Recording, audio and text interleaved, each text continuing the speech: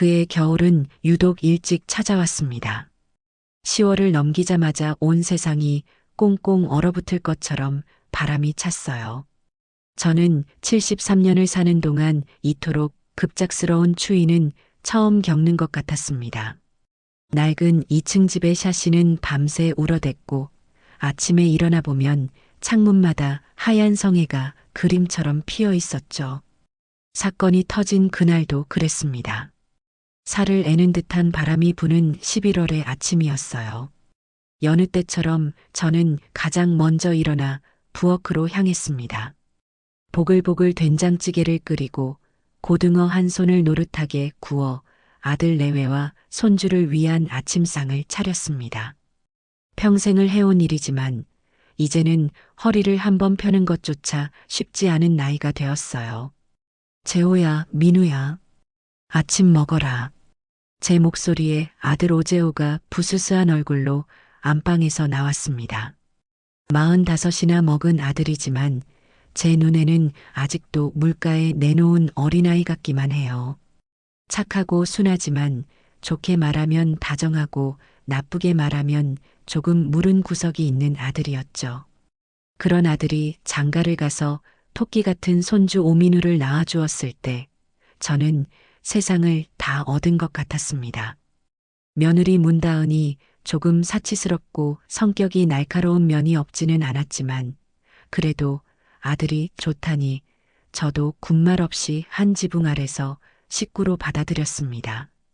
이 집은 남편이 평생 일궈 제게 남겨준 유산이자 제 인생 그 자체였으니까요. 아들 내외가 회사 근처에 작은 집이라도 얻어분가할 때까지는 제가 품어주는 것이 맞다고 생각했어요. 어머니, 좋은 아침이에요.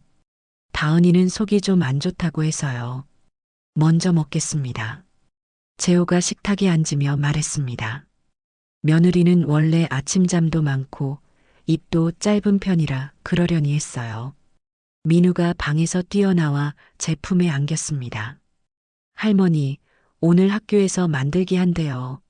10살배기 손주의 재롱에 팍팍하던 삶의 피로가 눈 녹듯 사라지는 기분이었습니다. 그렇게 평범하고 분주한 아침이 지나가고 있었어요. 재호가 출근 준비를 마치고 민우는 노란색 학원차를 타러 나갔습니다. 저는 설거지를 하고 있는데 안방에 있던 며느리가 재호에게 무언가 부탁하는 소리가 들렸어요. 여보, 나 어제 주문한 택배 온 거 없어요? 현관문 좀 봐줘요. 알았어. 금방 보고 올게. 재호가 현관으로 나가는가 싶더니 바로 그 순간이었습니다. 으악 하는 비명소리와 함께 쿵 하고 무언가 무겁게 넘어지는 소리가 들렸습니다. 제 심장이 덜컥 내려앉았어요. 고무장갑을 벗어 던지고 거실로 뛰쳐나가니 재호가 하얗게 질린 얼굴로 현관 밖에 쓰러진 며느리를 부축하고 있었습니다. 다은아, 여보, 괜찮아? 정신 좀 차려봐. 며느리는 눈을 꼭 감은 채 발목을 붙잡고 신음만 내뱉고 있었어요. 현관 앞 대리석 바닥에 밤사이 10개 깔렸던 살얼음이 문제였습니다.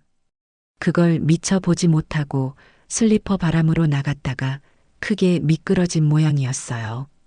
저는 정신을 차리고 빨리 119에 신고부터 하라고 소리쳤습니다. 재호는 벌벌 떨리는 손으로 휴대폰을 붙잡고 구급차를 불렀어요. 그 와중에도 며느리는 아픈 와중에 나 괜찮아요. 당신 놀랐잖아요 라며 재호의 얼굴을 쓰다듬는 여유를 보였습니다. 그 모습이 어쩐지 조금은 위화감이 느껴졌지만 경황이 없어 깊이 생각할 틈은 없었죠. 구급차가 도착하고 며느리는 들것에 실려 병원으로 향했습니다. 재호는 제게 집을 부탁한다는 말만 남기고 허둥지둥 구급차에 올라탔어요. 텅 빈 집에는 싸늘한 아침 공기와 엎질러진 택배 상자만이 뒹굴고 있었습니다. 저는 며느리가 크게 다치지 않았기만을 바라며 불안한 마음으로 아들의 연락을 기다렸습니다. 오후가 되어서야 재호에게서 전화가 왔습니다. 목소리가 잔뜩 잠겨 있었어요. 어머니, 큰일 났어요. 다은이 발목뼈에 금이 갔대요. 의사가 말하길 3개월은 꼼짝 말고 누워만 있어야 한다고 합니다. 제 가슴이 철렁했습니다. 뼈에 금이 갔다니 보통 일이 아니었어요.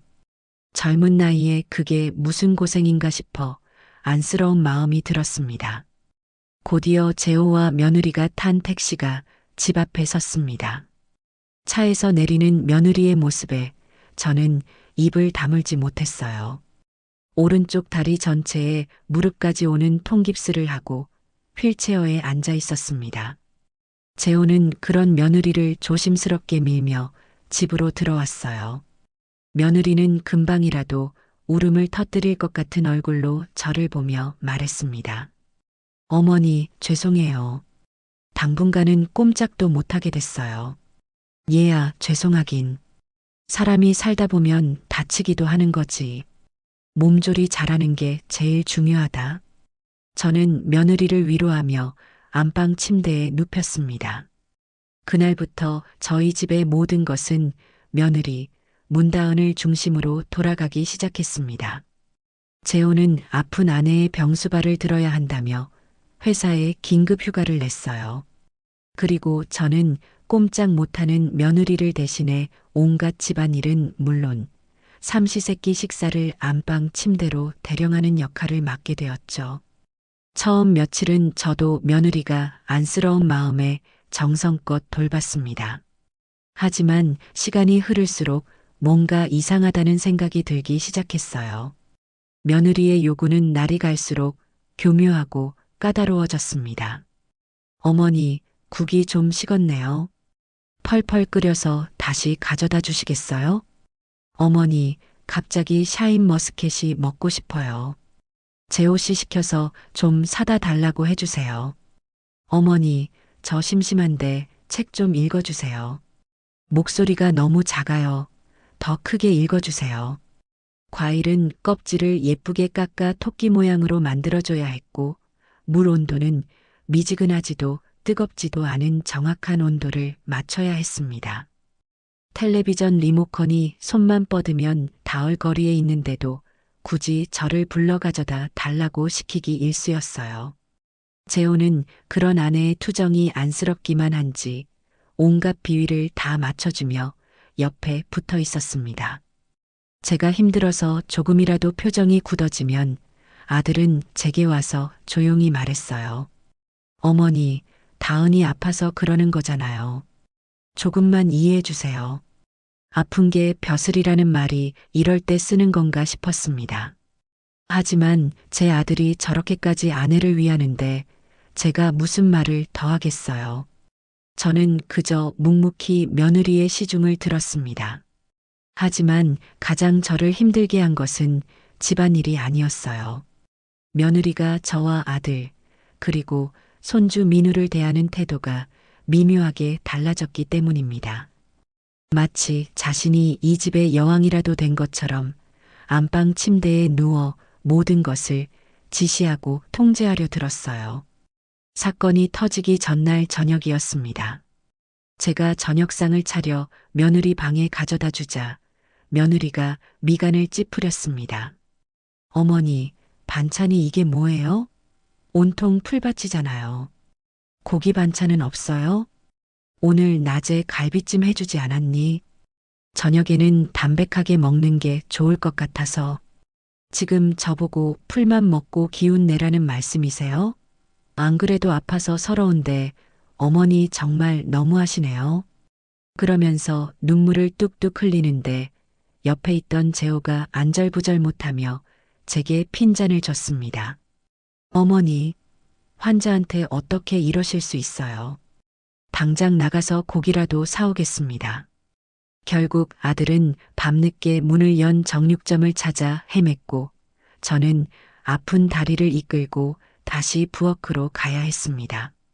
제가 이 집의 주인인지 아니면 돈 한 푼 받지 못하는 간병인인지 헷갈릴 지경이었어요.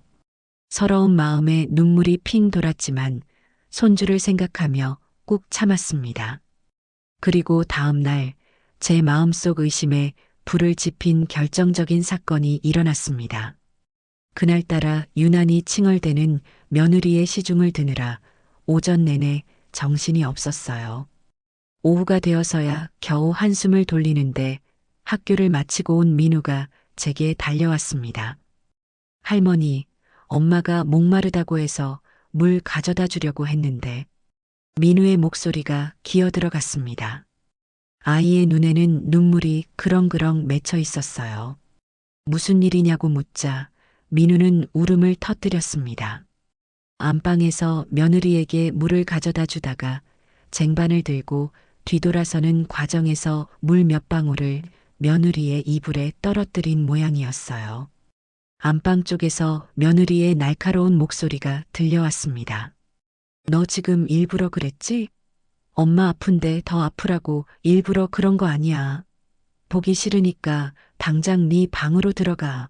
아이에게 소리치는 목소리에는 아픈 사람의 기색이라고는 찾아볼 수 없는 짜증과 분노가 가득했습니다. 저는 민우를 제 방으로 데리고 와 꼭 안아주었습니다. 아이는 제 품에 안겨 한참을 끄끄거리며 울었어요. 저는 아이의 등을 토닥이며 달래주었습니다. 괜찮아, 민우야. 엄마가 아파서 예민해서 그래. 우리 민우가 이해해주자. 하지만 제 위로는 아무런 힘이 되지 못했습니다. 한참을 울던 민우가 고개를 들고 충격에 휩싸인 제 눈을 똑바로 쳐다보며 말했습니다. 아이의 목소리는 작았지만 그 안에 담긴 확신은 그 어떤 외침보다도 컸습니다.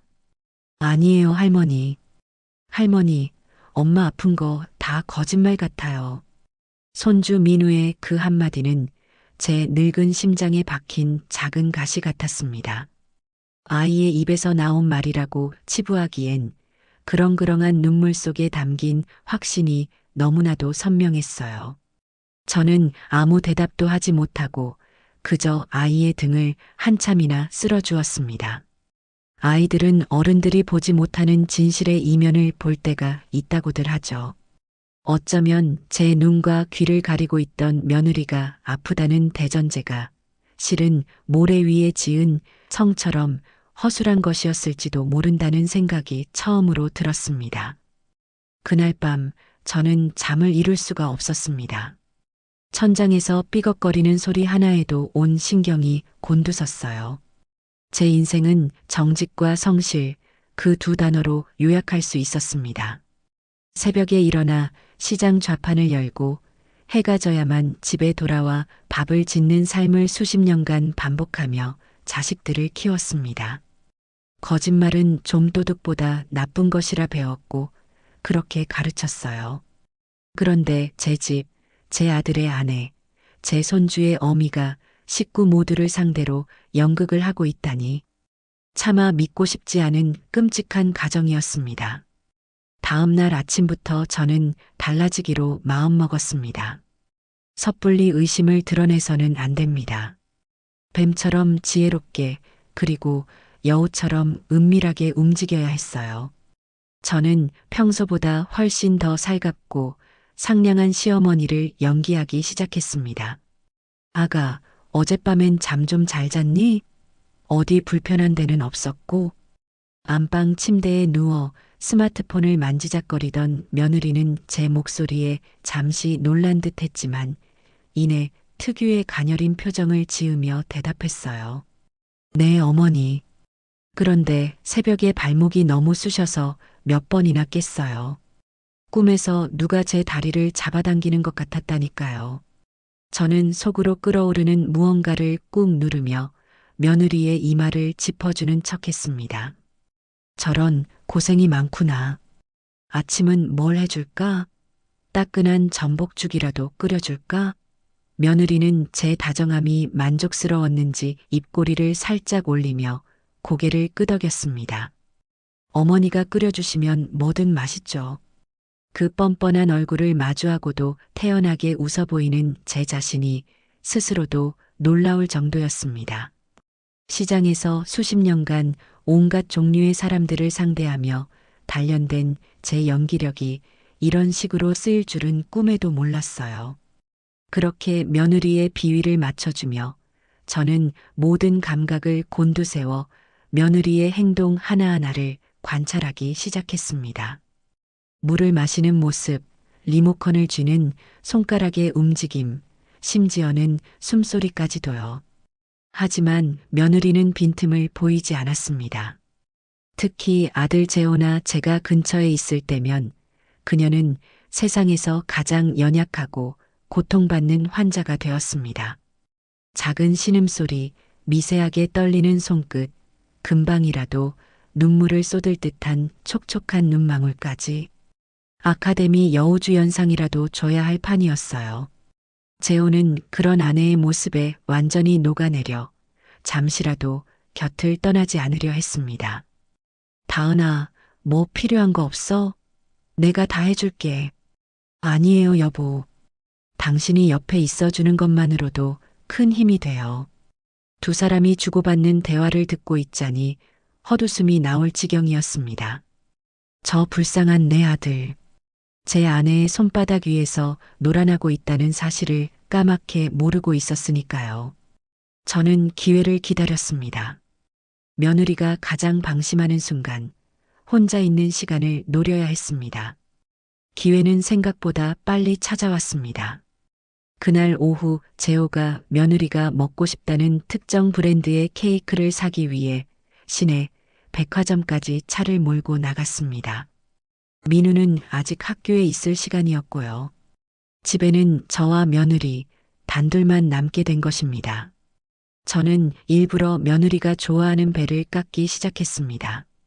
과도를 쥔 제 손이 미세하게 떨렸어요. 만약 민우의 말이 사실이라면 심장이 쿵쾅거렸습니다. 배를 예쁘게 깎아 접시에 담아 며느리의 방으로 향했습니다.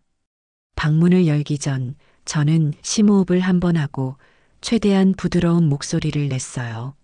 아가, 배 좀 깎아왔다. 이거 먹고 기운 좀 내렴. 쟁반을 며느리 침대 옆 협탁에 내려놓았습니다. 며느리는 고맙다는 말과 함께 스마트폰에서 눈을 떼지 않았어요. 저는 방을 나서며 말했습니다. 나는 마당에 널어놓은 시래기 좀 걷어와야겠다. 그리고는 방문을 닫았습니다. 하지만 문을 완전히 닫지 않고 손가락 한마디 정도의 틈을 남겨두었어요. 문고리를 잡은 채로 저는 숨을 죽이고 굳어버린 조각상처럼 서 있었습니다.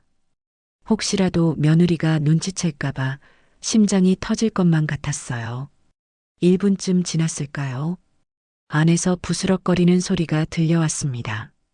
저는 남겨둔 문틈으로 조심스럽게 안을 들여다보았습니다. 그리고 제 눈을 의심했습니다. 침대에 누워있던 며느리가 너무나도 자연스럽게 몸을 일으켰습니다. 통깁스를 한 오른쪽 다리를 침대 아래로 스르륵 내리더니 두 팔을 위로 쭉 뻗어 기지개를 켰습니다. 아이고 허리야 하는 소리가 제 귀에 똑똑히 들렸어요. 그것은 환자의 고통스러운 신음이 아니라 오랫동안 같은 자세로 있어서 뻐근한 몸을 푸는 소리였습니다. 더 충격적인 것은 그 다음이었습니다. 며느리는 깁스한 발을 바닥에 떡하니 딛고 일어섰습니다. 그리고는 뻣뻣해진 목을 좌우로 돌리며 스트레칭을 하기 시작했어요. 뼈에 금이 가서 3개월은 꼼짝도 못한다는 사람이 할 수 있는 움직임이 아니었습니다. 저는 저도 모르게 문고리를 쥔 손에 힘을 주었습니다. 삐걱 하는 작은 소리가 났어요. 그 소리에 며느리가 화들짝 놀라며 문 쪽을 쳐다봤습니다. 저는 황급히 몸을 숨겼어요.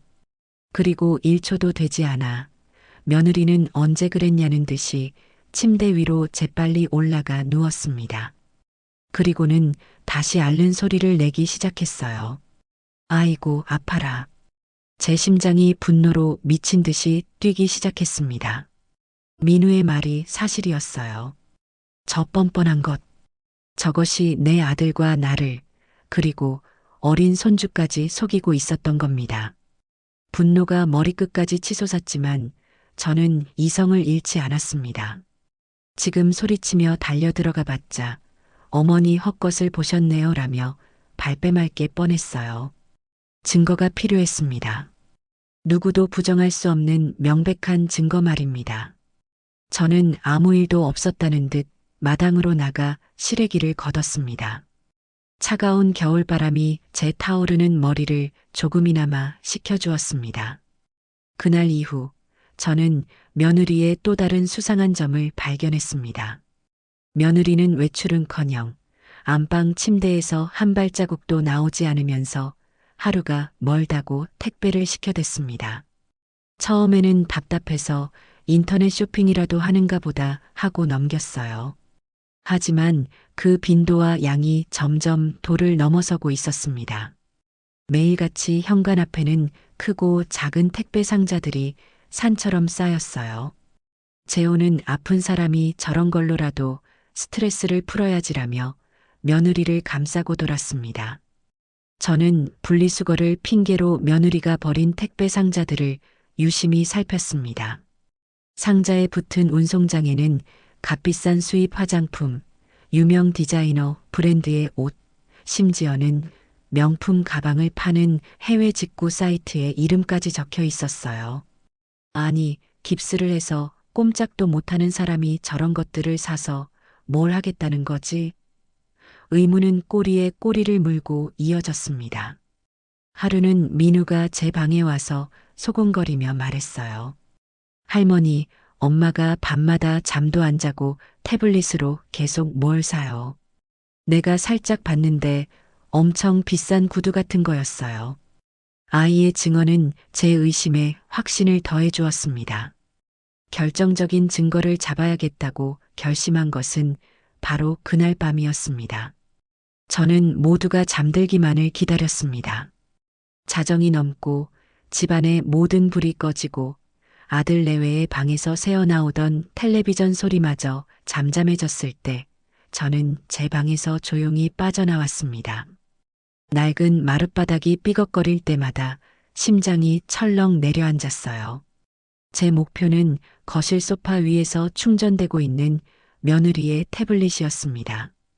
어둠 속에서 희미하게 빛을 내는 태블릿을 손에 쥐었을 때 손끝이 차갑게 식는 것을 느꼈습니다. 만약 비밀번호가 걸려 있으면 어쩌나 걱정했는데 다행히 화면을 밀자 바로 잠금이 풀렸어요. 저는 곧장 인터넷 쇼핑 앱부터 확인했습니다. 최근 구매 목록을 보고 저는 기가 막혀서 숨을 쉴 수가 없었습니다. 민우의 말대로 아찔한 높이의 스틸레토 힐, 반짝이는 보석이 박힌 클러치 백, 몸에 딱 붙는 원피스까지 당장이라도 파티에 가야 할 사람의 쇼핑 목록이었습니다. 이것들이 정말 뼈에 금이 간 환자가 살 물건들이란 말입니까?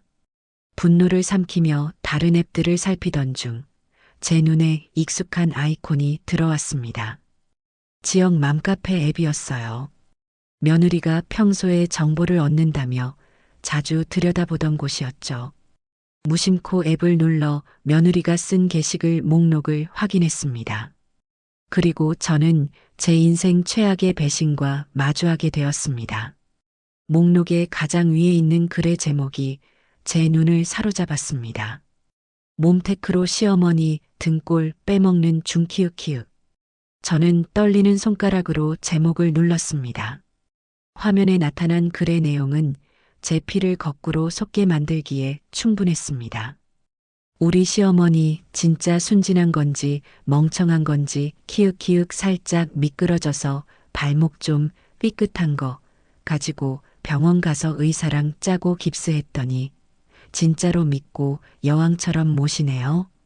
남편은 원래 내 말이라면 죽는 신용도 하니까 구워 삶기 식은 죽 먹기고요.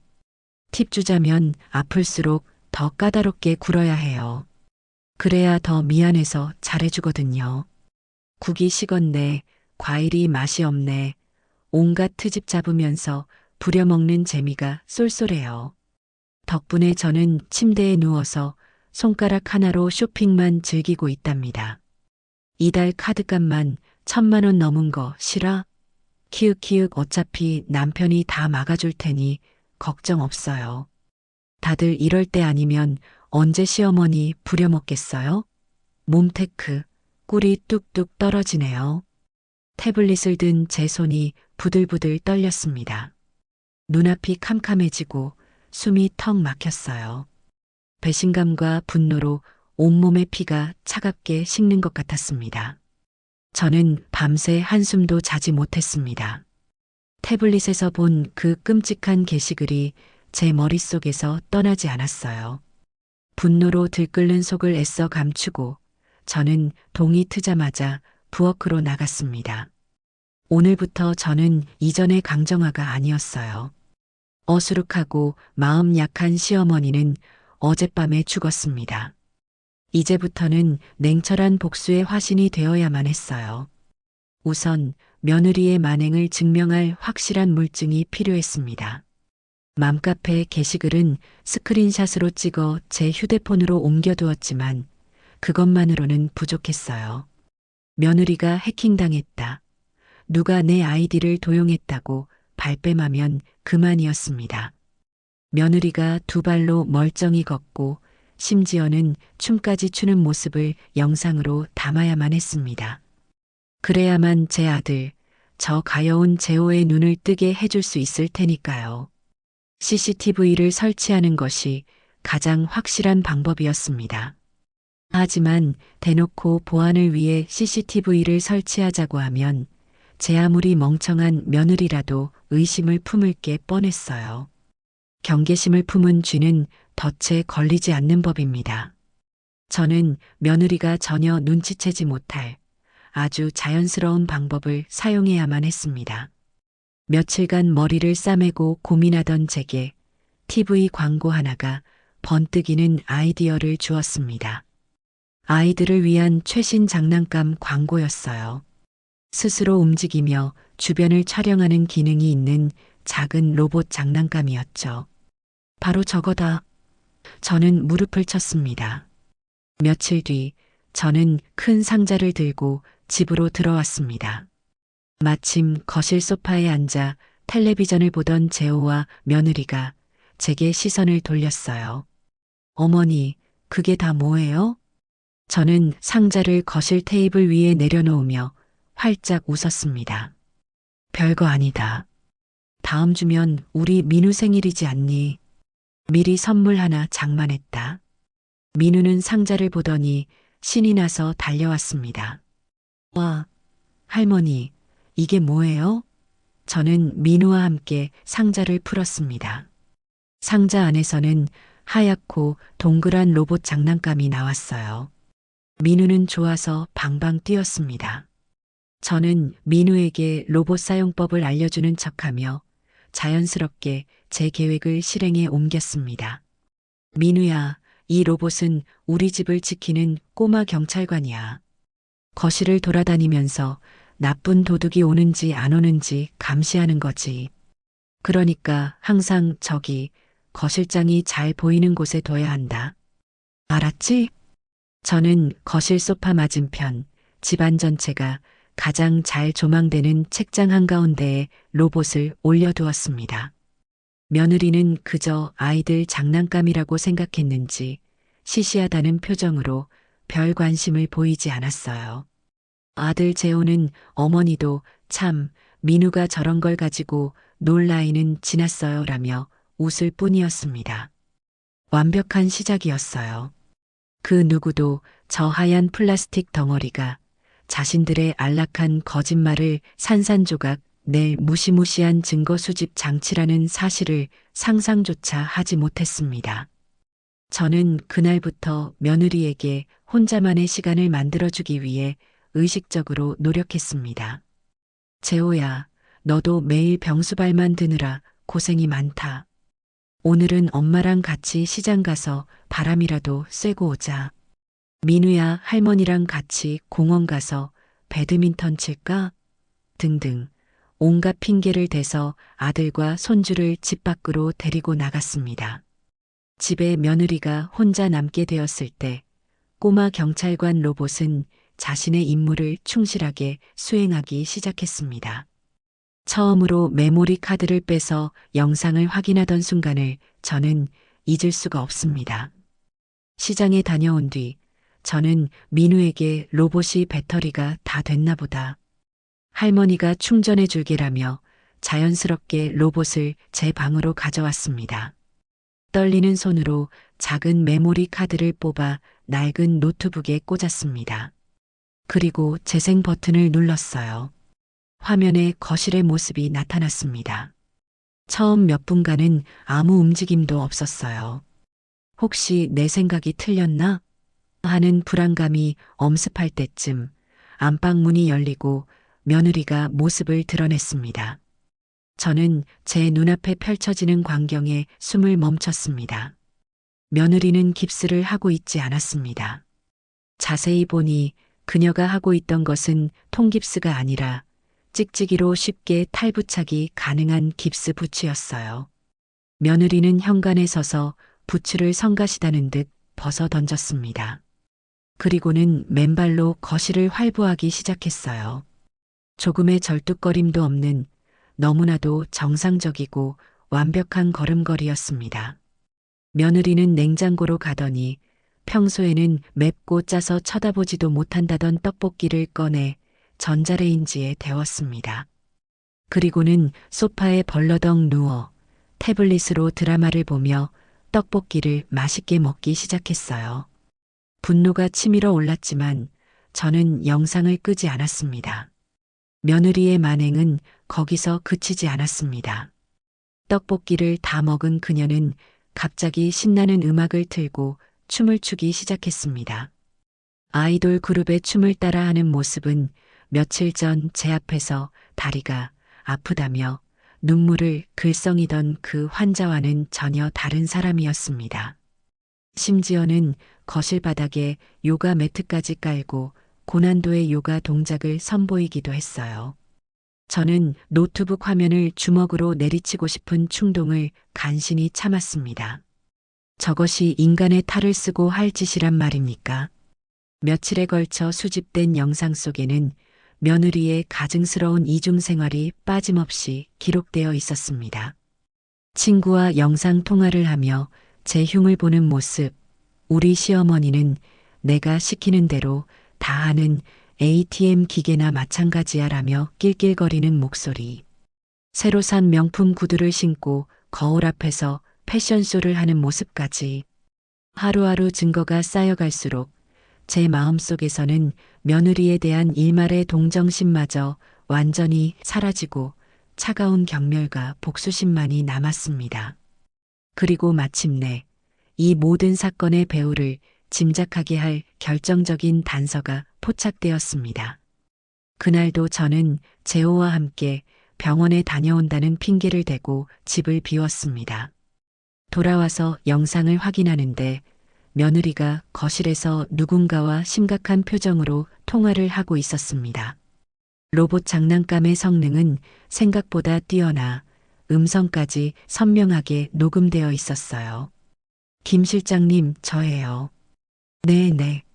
일은 아주 순조롭게 잘 진행되고 있어요. 우리 남편이랑 시어머니는 제가 진짜로 다리 부러진 줄 알아요. 조금만 더 버티면 돼요. 김 실장? 처음 들어보는 이름이었습니다. 며느리의 목소리가 조금 더 낮아졌습니다. 그런데 자꾸 그렇게 이자 독촉하시면 저도 곤란해요. 제가 지금 돈이 어디 있어요. 조금만 기다려 달라니까요. 이번 해상에 보험금만 제대로 나오면 실장님 돈부터 깨끗하게 해결해 드릴게요. 액수가 꽤 크니까 한몫 단단히 챙겨 드릴 수 있다고요. 그러니까 며칠만 더 시간을 주세요. 네. 알았어요. 끊어요. 전화가 끊어지고 며느리는 신경질적으로 머리를 쓸어 넘겼습니다. 험한 말을 내뱉는 모습까지 고스란히 녹화되었어요. 저는 그 통화 내용을 듣고 온몸에 소름이 돋았습니다. 상해 보험금, 이자 독촉, 김 실장. 이 단어들이 제 머릿속에서 재조합되며 며느리의 거짓말 뒤에 숨겨진 거대한 사기극의 윤곽이 드러나기 시작했습니다. 이것은 단순히 시어머니를 부려먹기 위한 얄팍한 거짓말이 아니었어요. 처음부터 돈을 노리고 치밀하게 계획된 범죄였던 것입니다. 저는 이 문제가 저 혼자서 해결할 수 있는 수준을 넘어섰다는 것을 직감했습니다. 이제는 더 깊이 이 사건의 뿌리까지 파헤쳐야만 했습니다. 그 김 실장이라는 자의 정체부터 알아내야 했어요. 며느리의 통화에 등장한 김 실장이라는 이름과 보험금이라는 단어는 제게 새로운 방향을 제시했습니다. 이제 이 싸움은 단순한 집안 문제를 넘어 금전적 이득을 노린 사기 범죄와의 전쟁이 되었습니다. 저는 며느리의 뒤에 또 다른 공범이 있다는 사실에 분노를 넘어 섬뜩함마저 느꼈어요. 당장이라도 경찰에 신고하고 싶은 마음이 굴뚝 같았지만 섣불리 움직였다가는 며느리가 꼬리를 자르고 도망갈 수도 있었습니다. 저들에게 빠져나갈 구멍 하나 없는 완벽한 증거의 그물을 짜야만 했습니다. 우선 김 실장의 정체를 파악하는 것이 급선무였습니다. 수십 년간 시장에서 장사를 하며 이런저런 꾸준히 일을 해결해 주던 사람이 떠올랐습니다. 젊었을 적에는 흥신소 비슷한 심부름 센터를 운영하다가 지금은 은퇴하고 작은 탐정 사무소를 차린 옛 동생뻘 되는 사람이었죠. 저는 수소문 끝에 그의 연락처를 알아내 전화를 걸었습니다. 오랜만일세, 나 강정화일세. 혹시 기억하겠나? 수화기 너머에서는 반가운 목소리가 들려왔습니다. 아이고, 누님. 당연히 기억하죠. 이 귀한 분이 어쩐 일이십니까? 저는 자초지종을 설명할 수는 없어 그저 조카 하나가 돈 문제로 곤란한 일에 휘말렸다며 둘러댔습니다. 그리고 며느리의 이름과 김 실장이라는 단서, 그리고 며느리의 통화에서 들었던 휴대폰 번호를 그에게 넘겨주었습니다. 사람 하나만 좀 알아봐 주게. 절대 흔적이 남아서는 안 되네. 그는 걱정 말라며 며칠 안에 소식을 주겠다고 약속했습니다. 전문가의 손길을 기다리는 동안 저는 집안에서 또 다른 증거를 찾아 나섰습니다. 며느리가 언급한 상의 보험금. 만약 며느리가 계획적으로 사고를 위장한 것이라면 분명 사고 직전에 보험에 가입했을 것이라는 확신이 들었습니다. 문제는 그 증거를 어디서 찾느냐는 것이었죠. 며느리는 자신의 물건에 손 떼는 것을 극도로 싫어했기 때문에 안방을 뒤지는 것은 위험 부담이 컸습니다. 저는 또다시 연기를 해야만 했습니다. 며칠 뒤 저는 온 집안 대청소를 시작했습니다. 일부러 먼지를 풀풀 날리며 부산스럽게 움직였어요. 며느리는 침대에 누워 인상을 찌푸렸습니다. 어머니, 먼지 날리잖아요. 청소는 나중에 하시면 안 돼요? 겨울옷 꺼내려면 지금 해야 한다. 너도 알레르기 있지 않니? 이불이랑 침대 시트도 다 빨아야겠다. 잠깐만 거실에 나와 있을래? 저는 며느리를 휠체어에 태워 거실로 내보냈습니다. 재호에게는 너는 다은이 옆에 꼭 붙어서 말동무나 해줘라라며 두 사람을 거실에 묶어두었어요. 그리고 마침내 합법적으로 안방에 들어갈 기회를 얻었습니다. 저는 이불을 걷어내고 시트를 벗기는 척하며 재빨리 며느리의 화장대와 서랍장을 살피기 시작했습니다. 심장이 미친 듯이 뛰었지만 손은 침착하게 움직였어요. 옷가지와 화장품들 사이를 뒤지던 제 손에 서랍장 가장 깊숙한 곳에서 딱딱한 서류 봉투 하나가 잡혔습니다. 봉투 안에는 제가 찾던 것이 들어 있었습니다. 보험 계약서였습니다. 그런데 하나가 아니었어요. 무려 4개의 다른 보험사에서 발급된 상에 보험 증서가 겹쳐 있었습니다. 저는 떨리는 눈으로 계약 날짜를 확인했습니다. 모두 며느리가 다치기 불과 한 달 전 거의 비슷한 시기에 집중적으로 가입된 것들이었습니다. 보장 내역은 온통 골절, 입원, 후유 장애와 관련된 항목들로 가득했고 모든 보험금을 합산하니 억 소리가 나는 거액이었습니다. 누가 봐도 명백한 보험 사기를 위해 설계된 포트폴리오였어요. 저는 모든 서류를 제 휴대폰으로 꼼꼼하게 촬영해두고 아무 일도 없었다는 듯 원래 자리에 넣어두었습니다. 온몸에서 식은땀이 흘렀습니다. 며칠 뒤 심부름센터 동생에게서 연락이 왔습니다. 그의 목소리는 무겁게 가라앉아 있었어요. 누님, 알아보니 보통 일이 아닙니다. 그 김 실장이란 놈, 이 바닥에서도 아주 악질로 소문난 사채업자입니다. 그리고 누님 조카 되시는 분, 문다은 씨가 그놈에게 거액의 노름 빚을 진 것 같습니다. 불법 온라인 노름 사이트에 빠져서 꽤 오래전부터 돈을 끌어다 쓴 모양이에요. 그의 설명은 제가 찾은 보험 서류와 정확하게 맞아떨어졌습니다. 노름 빚에 시달리던 며느리가 사채업자와 짜고 보험 사기를 통해 한몫 챙겨 빚을 청산하려 했던 것입니다. 이 모든 사기극의 전모가 제 눈앞에 그려졌습니다. 소름 끼치는 진실에 몸서리를 치다가 저는 문득 한 가지 사실을 깨달았습니다. 며느리가 최근에 사들인 그 수많은 명품들, 그리고 아들 재호의 태도, 설마 불길한 예감이 제 심장을 옥죄어 왔습니다. 저는 그동안 애써 외면해왔던 마지막 퍼즐 조각을 확인해야만 했습니다. 바로 제 아들 재호의 통장이었습니다. 아들이 며느리의 사기 행각에 직접 가담했다고는 생각하지 않았습니다. 하지만 저 순진하고 물러터진 아들이 며느리의 거짓말에 속아 경제적으로까지 이용당하고 있을지도 모른다는 불안감을 떨칠 수가 없었어요. 저는 그날 저녁 아들을 떠보기로 했습니다.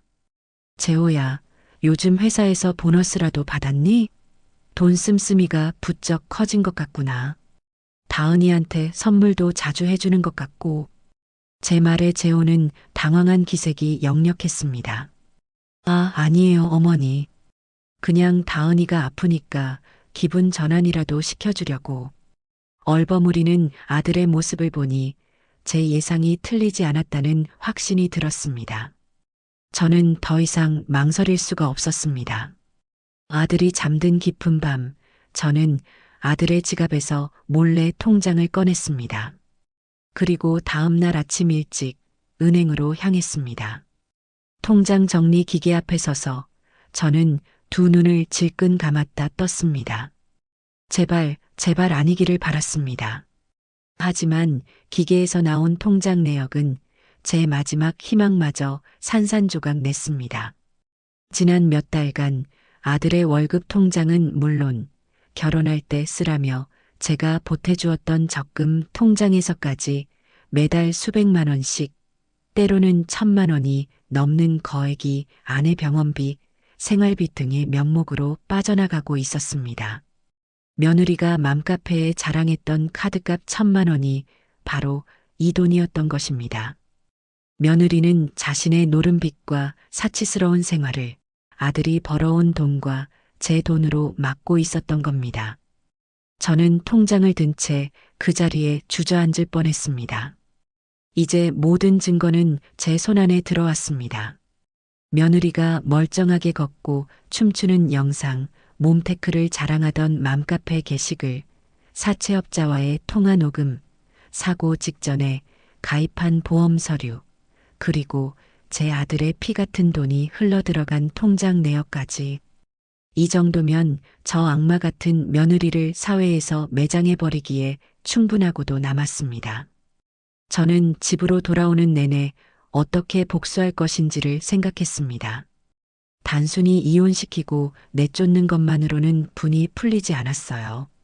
저 여자가 가장 소중하게 생각하는 것, 바로 돈과 체면을 한꺼번에 짓밟아줘야만 했습니다.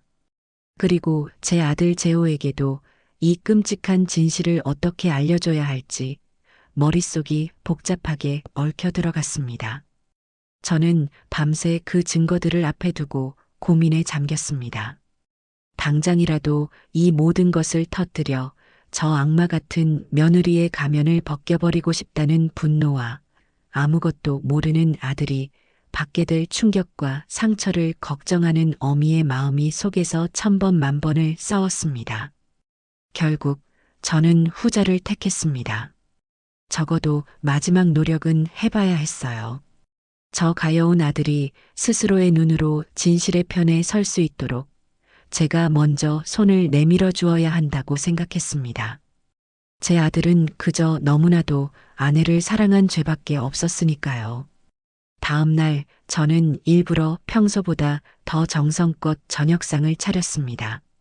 아들이 좋아하는 LA 갈비를 굽고 뜨끈한 해물 순두부찌개를 끓였어요. 어색한 침묵 속에서 식사를 마친 후 저는 며느리가 잠시 텔레비전에 정신이 팔린 틈을 타 아들을 조용히 불렀습니다. 재호야, 내 방에 가서 차나 한잔 하자꾸나. 제 목소리에는 애써 감춘 긴장감이 묻어났습니다. 재호는 무언가 예감했는지 마지못해 자리에서 일어나 저를 따라 방으로 들어왔어요. 저는 따뜻한 국화차를 아들 앞에 놓아주며 조심스럽게 운을 뗐습니다. 처음부터 모든 것을 쏟아내는 대신 아들이 스스로 생각의 물꼬를 틀 수 있도록 잔잔한 돌멩이를 던져보기로 했어요.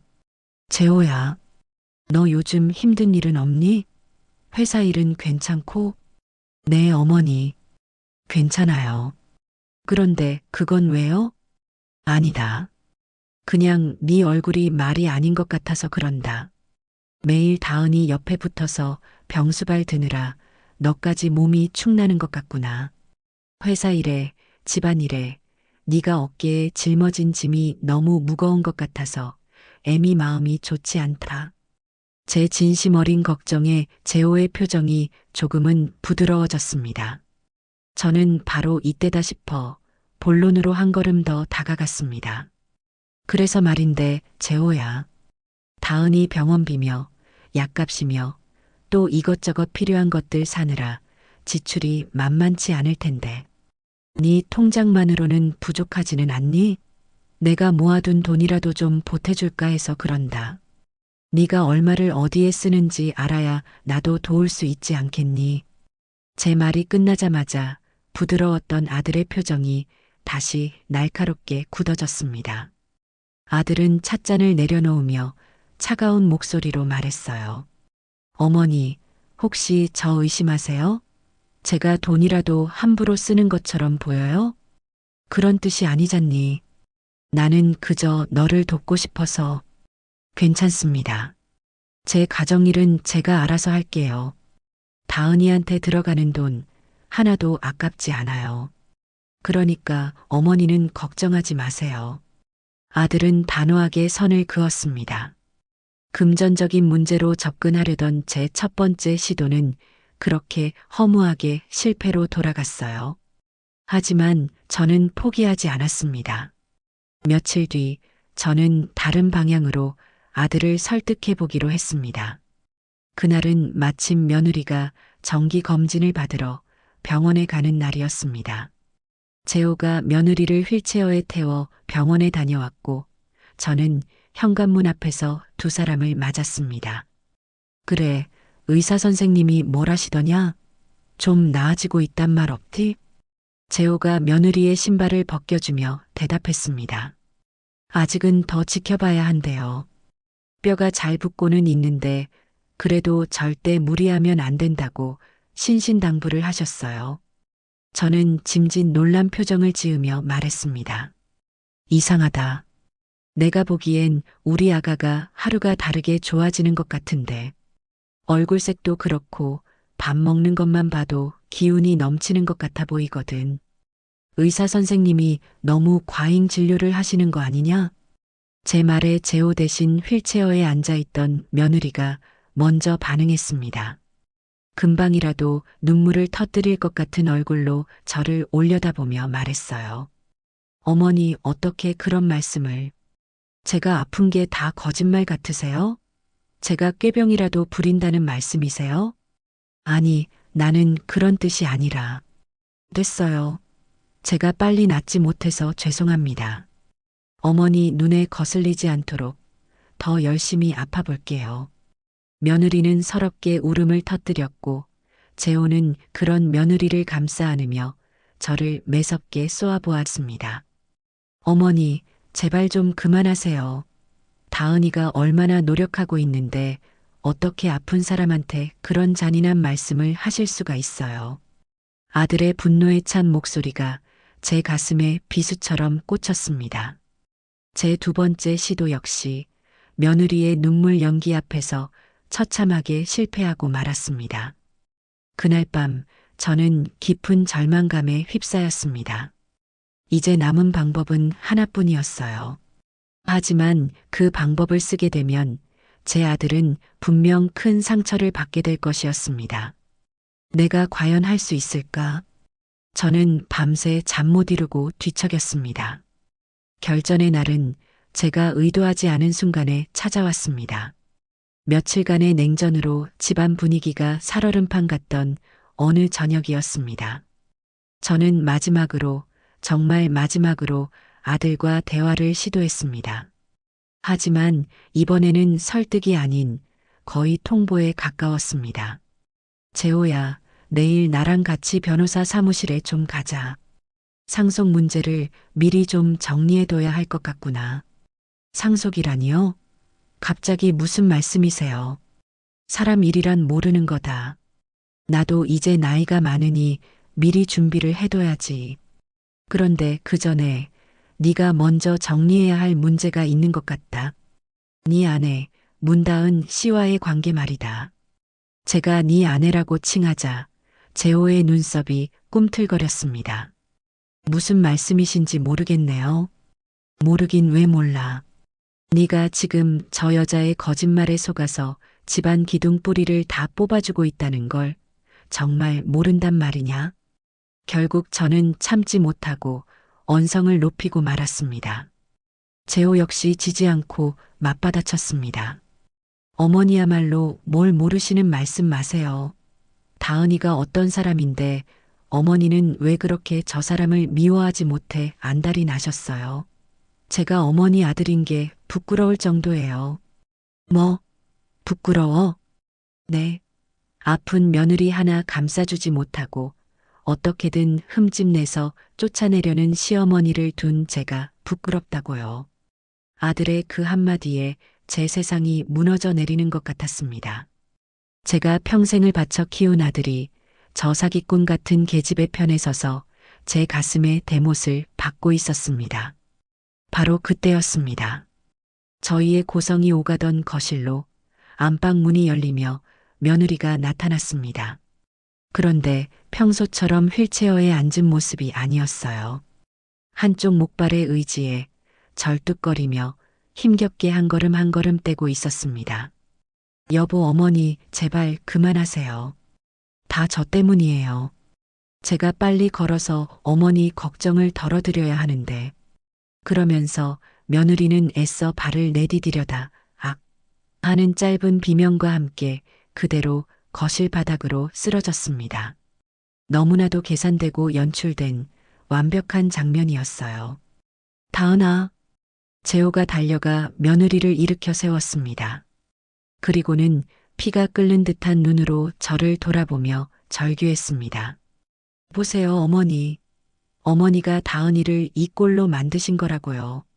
어머니의 저주 때문에 저 사람이 낫기는커녕 더 아프게 됐잖아요. 이제 속이 시원하세요? 저는 그 자리에 얼어붙고 말았습니다.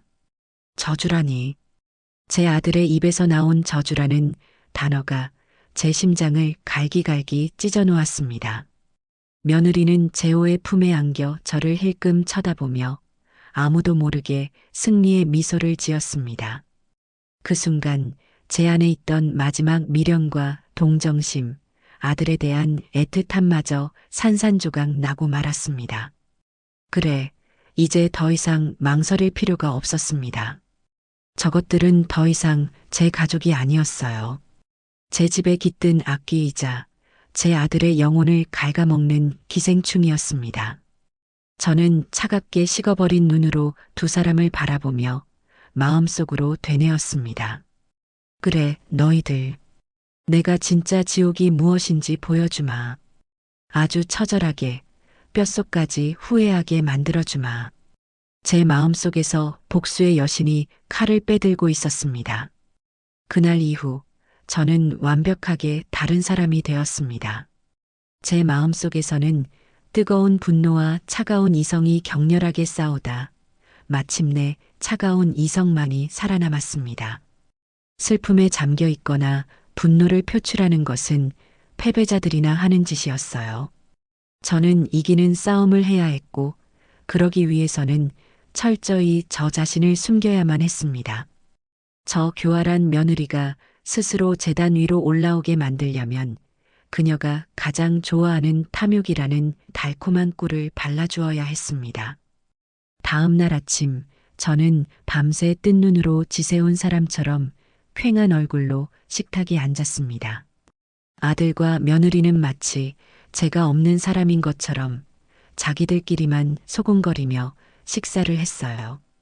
그 싸늘한 분위기를 깨고 먼저 입을 연 것은 저였습니다. 제 목소리는 낙엽처럼 바싹 말라 있었어요. 재호야. 아들은 대답 없이 저를 쳐다보기만 했습니다. 내가 어젯밤에 곰곰이 생각해봤다. 내가 틀렸다. 내가 늙어서 판단력이 흐려졌나 보다. 네 말이 다 맞다. 내가 괜한 오해로 아픈 애를 너무 들볶았구나. 제 갑작스러운 사과에 재호와 며느리의 얼굴에 놀란 기색이 스쳤습니다. 저는 쐐기를 받기로 했습니다. 눈물을 한 방울 글썽이며 아들의 손을 잡고 말했어요. 어미를 용서해다오. 다은이에게도 정말 미안하다고 전해주렴. 내가 정신이 나갔었나 보다. 제 처절한 연기는 아들의 마음을 움직이기에 충분했습니다. 아들의 눈빛이 흔들리는 것을 보고 저는 이 연극의 클라이맥스를 향해 달려갔습니다. 그래서 결심했다. 이 집, 더는 내가 쥐고 있을 이유가 없겠더구나. 괜히 내 욕심 때문에 우리 가족 사이에 불화만 생기는 것 같아. 이번 주 안에 너랑 다은이 공동명의로 깨끗하게 넘겨주마. 공동명의라는 단어가 제 입에서 나오는 순간 식탁 아래로 며느리가 발을 꼼지락거리는 것이 느껴졌습니다. 흥분을 감추지 못하는 기색이 역력했어요. 재호는 믿을 수 없다는 표정으로 저를 바라보았습니다. 어머니, 그게 정말이세요? 어제는 상속 문제로 변호사 사무실에 가자고 하시더니 어제는 어제고 오늘은 오늘이지. 어젯밤에 네 아내가 아파서 쓰러지는 걸 보고 나니 모든 게 내 욕심 때문이라는 생각이 들더구나. 이 집이 뭐라고 내가 이걸 쥐고 있다가 너까지 잃을 수는 없지 않겠니? 그러니 더는 토달지 말고 내 뜻을 따라다오. 저는 제 인생 최고의 연기를 펼쳤습니다. 모든 것을 내려놓은 늙은 어미의 쓸쓸함과 아들에 대한 애틋함을 완벽하게 표현해냈어요. 결국 재호는 제 진심이 통했다고 믿었는지 어머니 감사합니다라며 고개를 숙였습니다. 안방에 있던 며느리의 입가에는 이미 승리의 미소가 만연해 있을 것이 불 보듯 뻔했습니다. 그날 이후 저희 집의 권력 구도는 완벽하게 역전되었습니다. 며느리는 이제 숨길 필요조차 없다는 듯 이 집의 실질적인 여주인 행세를 하기 시작했어요. 그녀의 탐욕과 오만함은 하늘을 찔렀습니다. 제 항복 선언은 굶주린 늑대에게 날고기를 던져준 것과 같았어요. 어머니, 소파가 너무 낡고 촌스러워요. 이 집 분위기랑은 영 안 맞네요. 제가 봐둔 이태리제 명품 소파가 있는데 그걸로 바꾸는 게 좋겠어요. 집주인 될 사람이 그 정도는 타도 되잖아요. 그렇죠? 어머니, 정원에 있는 저 장독대들 이제 그만 치우셔야겠어요. 흙냄새 나고 벌레만 꼬이잖아요. 저는 저기에 예쁜 유리 온실을 만들어서 허브를 키울 거예요. 제 친구들한테 자랑도 좀 해야죠. 기가 막히고 코가 막힐 노릇이었지만 저는 그저 인자한 미소로 답할 뿐이었습니다. 오냐, 오냐, 네가 이 집의 새 주인이니 네 좋은 대로 다 하려무나. 제 순종적인 태도에 며느리는 완전히 방심하고 자신의 욕망을 브레이크 없이 분출했습니다. 친구들과 통화할 때는 일부러 저 들으라는 듯 큰 소리로 떠들었어요. 응, 우리 시어머니? 이제 완전 내 손바닥 안에 있지. 집 명의도 넘겨주신대. 내가 좀 머리를 썼더니 아주 깨갱하시더라니까. 늙으면 판단력이 흐려진다더니 딱 그 짝이야. 호호. 저는 그 모든 모욕을 묵묵히 들으며 제 방에 있는 달력에 조용히 X 표시를 쳤습니다. 심판의 날은 하루하루 가까워지고 있었어요. 마침내 저는 계획의 마지막 퍼즐을 맞추기 시작했습니다. 저는 지인을 통해 알게 된 변호사와 통화하는 척하며 온 가족이 들을 수 있도록 큰 소리로 약속을 잡았습니다. 네, 김 변호사님. 그럼 다음 주 수요일 오후 3시에 저희 집에서 뵙는 걸로 알겠습니다. 네, 네. 서류는 다 준비해 놓겠습니다. 통화를 끊고 저는 거실에 있는 재호와 며느리를 향해 선언했습니다. 다음 주 수요일에 변호사님이 오시기로 했다. 그날 도장 찍고 모든 걸 마무리 짓자. 그날은 우리 가족에게 새로운 역사가 시작되는 날이니 내가 아주 푸짐하게 잔치상을 차려마. 다 같이 모여서 축하 파티를 하는 거다. 파티라는 단어에 며느리의 얼굴은 욕망으로 활활 타오르는 것 같았습니다. 재호 역시 오랜만에 찾아온 평화에 안심하며 제 제안에 기쁘게 동의했어요. 네, 어머니. 정말 좋은 생각이에요. 다은이도 그날은 기분이 좋아서 아픈 것도 잊을 수 있겠네요. 그럼요, 여보. 어머니께서 이렇게까지 해주시는데 제가 힘을 내야죠. 정말 기대되네요. 가증스러운 목소리로 재호에게 아양을 떠는 며느리의 모습을 저는 차가운 눈으로 지켜보았습니다. 그래, 실컷 기대하려무나. 네 인생에서 가장 비싸고 가장 끔찍한 파티가 될 테니 남은 며칠 동안 저는 제 인생에서 가장 중요한 연극을 준비했습니다. 시장에 가서 가장 신선한 재료를 사고 집안 구석구석을 쓸고 닦았습니다. 그것은 희망을 위한 준비가 아니라 더러운 것들을 깨끗이 쓸어내기 위한 장례 준비와도 같았습니다. 제 마음속에서는 이미 저 악랄한 며느리에 대한 사형 선고가 내려져 있었습니다. 운명의 수요일이 밝았습니다. 그날 아침 하늘은 이상하리만치 맑고 푸르렀습니다. 마치 곧 펼쳐질 폭풍전의 고요함처럼 세상은 평화로워 보였어요. 저는 새벽같이 일어나 몸을 정갈이하고 부엌으로 향했습니다. 제 손이 닿을 수 있는 가장 좋은 재료들로 제 인생 마지막이 될지도 모를 만찬을 준비하기 시작했습니다. 갈비는 핏물을 빼고 정성껏 양념에 재웠고 잡채에 들어갈 채소들은 머리카락처럼 가늘게 채 썰었습니다. 부엌에서 풍겨나오는 맛있는 냄새는 이 집에 곧 닥쳐올 비극의 서막을 감추는 향기로운 장막과도 같았어요. 아들 재호는 제 기분을 살피며 말했습니다. 어머니, 오늘 정말 기분이 좋아 보이세요. 콧노래까지 다 부르시고. 저는 아들을 돌아보며 온화하게 웃었습니다. 그럼 좋고 말고. 오늘 묵은 체증이 싹 내려갈 텐데 어찌 기쁘지 않겠니? 아들은 그 말의 진짜 의미를 알아채지 못한 채 그저 해맑게 따라 웃었습니다. 그 순진한 얼굴을 보니 가슴 한쪽이 아려왔지만 저는 고개를 저었습니다. 지금은 약해져서는 안 될 때였습니다. 오후가 되자 집안은 잔치 분위기로 무르익었습니다.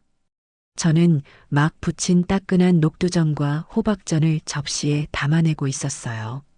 며느리는 재호의 도움을 받아 휠체어를 타고 거실로 나와 한껏 차려진 식탁을 보며 감탄사를 연발했습니다.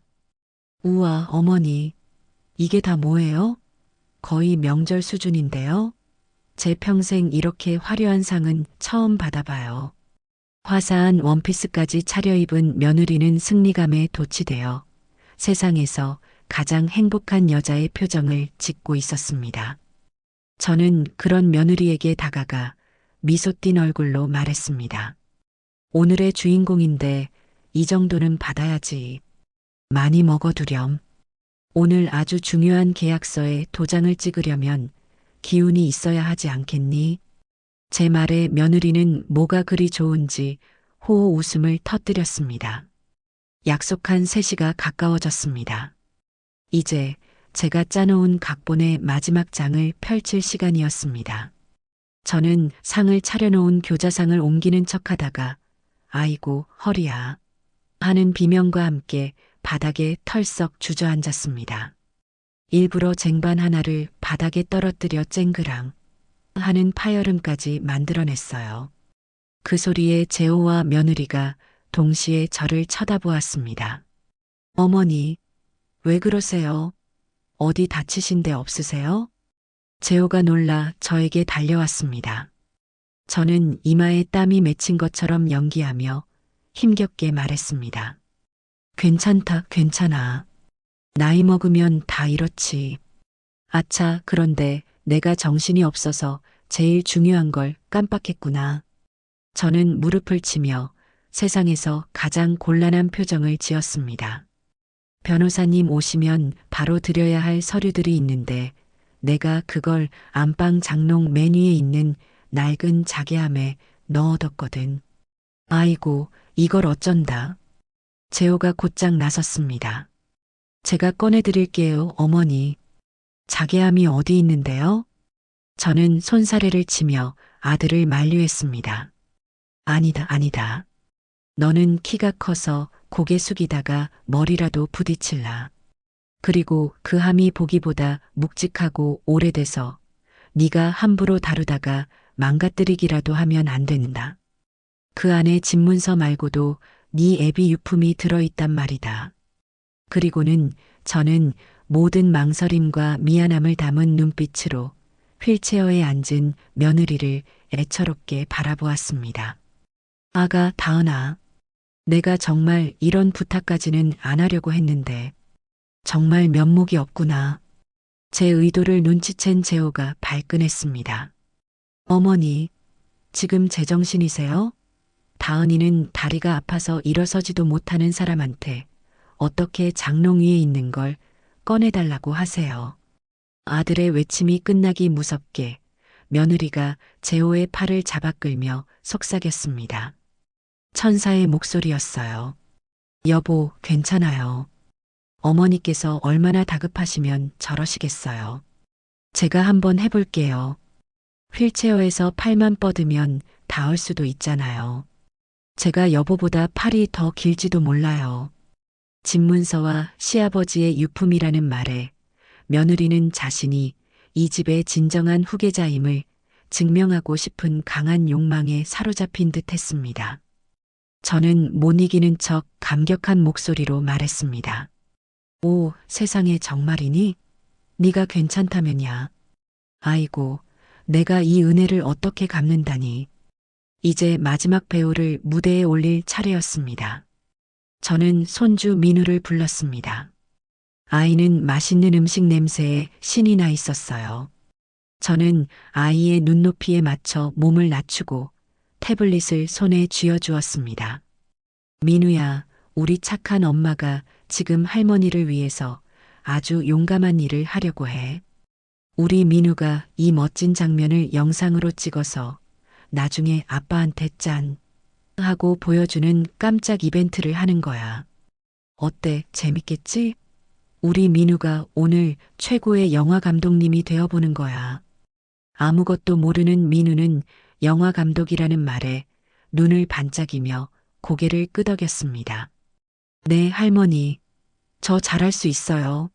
저는 아이에게 녹화 버튼을 누르는 법을 알려주고 안방문이 가장 잘 보이는 소파 옆자리에 아이를 앉혔습니다. 자, 여기서 엄마가 등장하면 조용히 찍기 시작하는 거다. 액션. 며느리가 탄 휠체어가 마침내 안방으로 향했습니다. 재호가 휠체어를 밀어주려 하자 저는 결정적인 순간을 위해 마지막 카드를 꺼내 들었습니다. 재호야, 부엌에 올려놓은 갈비찜이 끓어 넘치겠다. 어서 가서 불 좀 줄이고 와. 빨리. 저는 일부러 다급하고 신경질적인 목소리로 소리쳐서 아들이 한치의 의심도 없이 부엌으로 달려가게 만들었습니다. 아들이 부엌으로 사라진 것을 확인한 저는 조용히 숨을 죽였습니다. 집안의 모든 공기가 제 편이 되어주는 것 같았어요.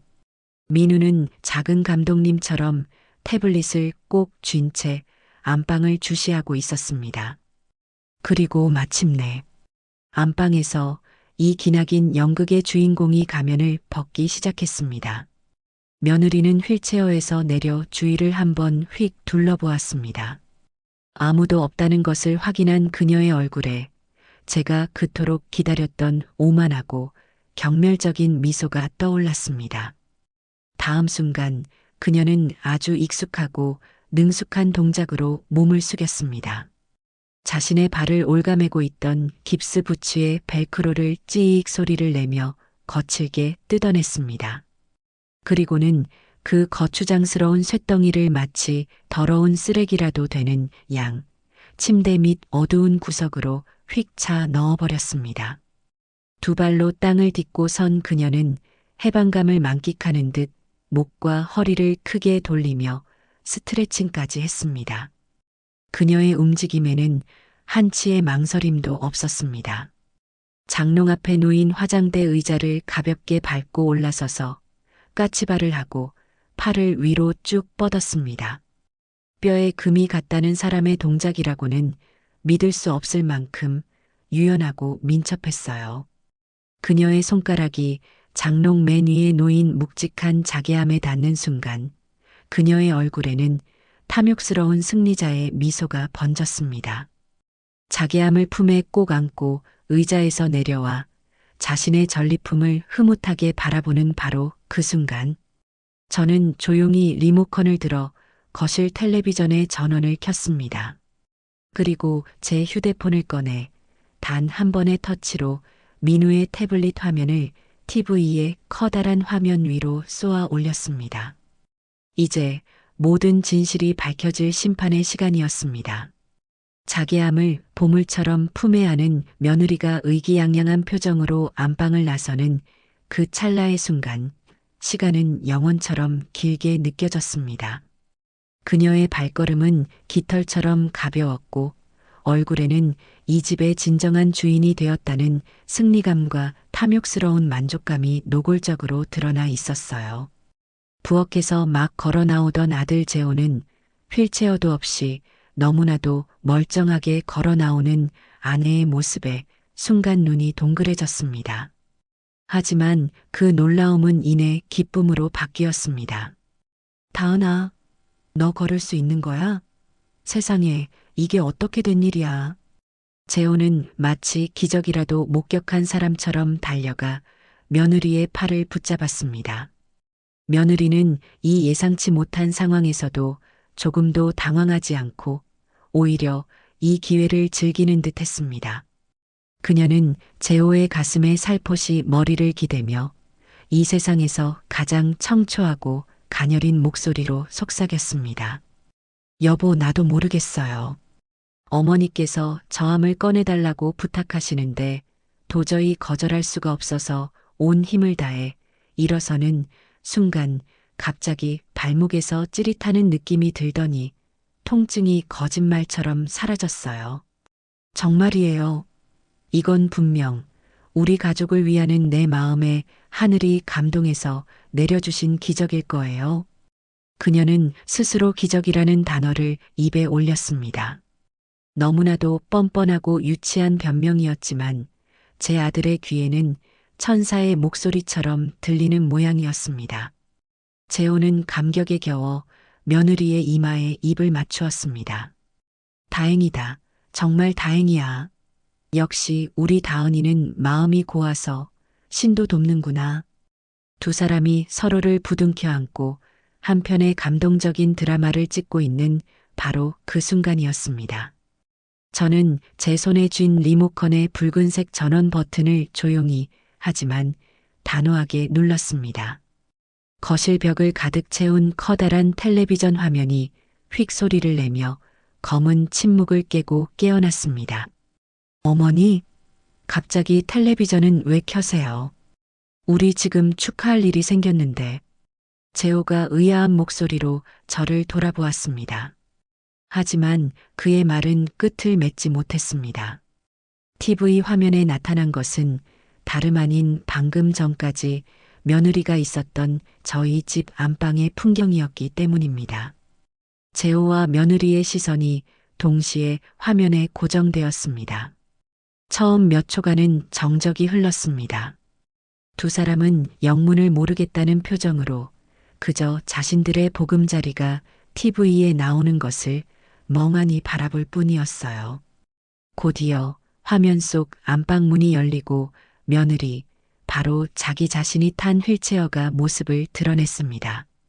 화면 속의 그녀는 주위를 한번 휙 둘러보더니 마치 더러운 걸레라도 벗어 던지는 것처럼 익숙하게 깁스부츠를 벗어 침대 밑으로 걷어찼습니다. 그리고는 조금의 망설임도 없이 의자를 밟고 올라가 장롱 위 자개함을 가뿐하게 꺼내 들었습니다. 불과 몇 분 전 이 거실에서 벌어졌던 모든 진실이 한치의 오차도 없는 고화질 영상으로 생생하게 중계되고 있었습니다. 며느리의 얼굴에서 핏기가 사라지는 속도는 가히빛과 같았습니다. 붉었던 입술은 파랗게 변했고 커다랗던 눈은 공포로 가득 차 금방이라도 터져버릴 것 같았어요. 그녀의 손에서 힘이 풀리며 그토록 원하던 집문서가 든 자개함이 쿵 하는 둔탁한 소리를 내며 대리석 바닥으로 추락했습니다. 재호는 숨쉬는 법을 잊은 사람처럼 보였습니다. 그는 TV 화면과 바로 옆에 서 있는 현실의 아내, 그리고 바닥에 떨어진 자개함을 미친 듯이 번갈아 쳐다보았습니다.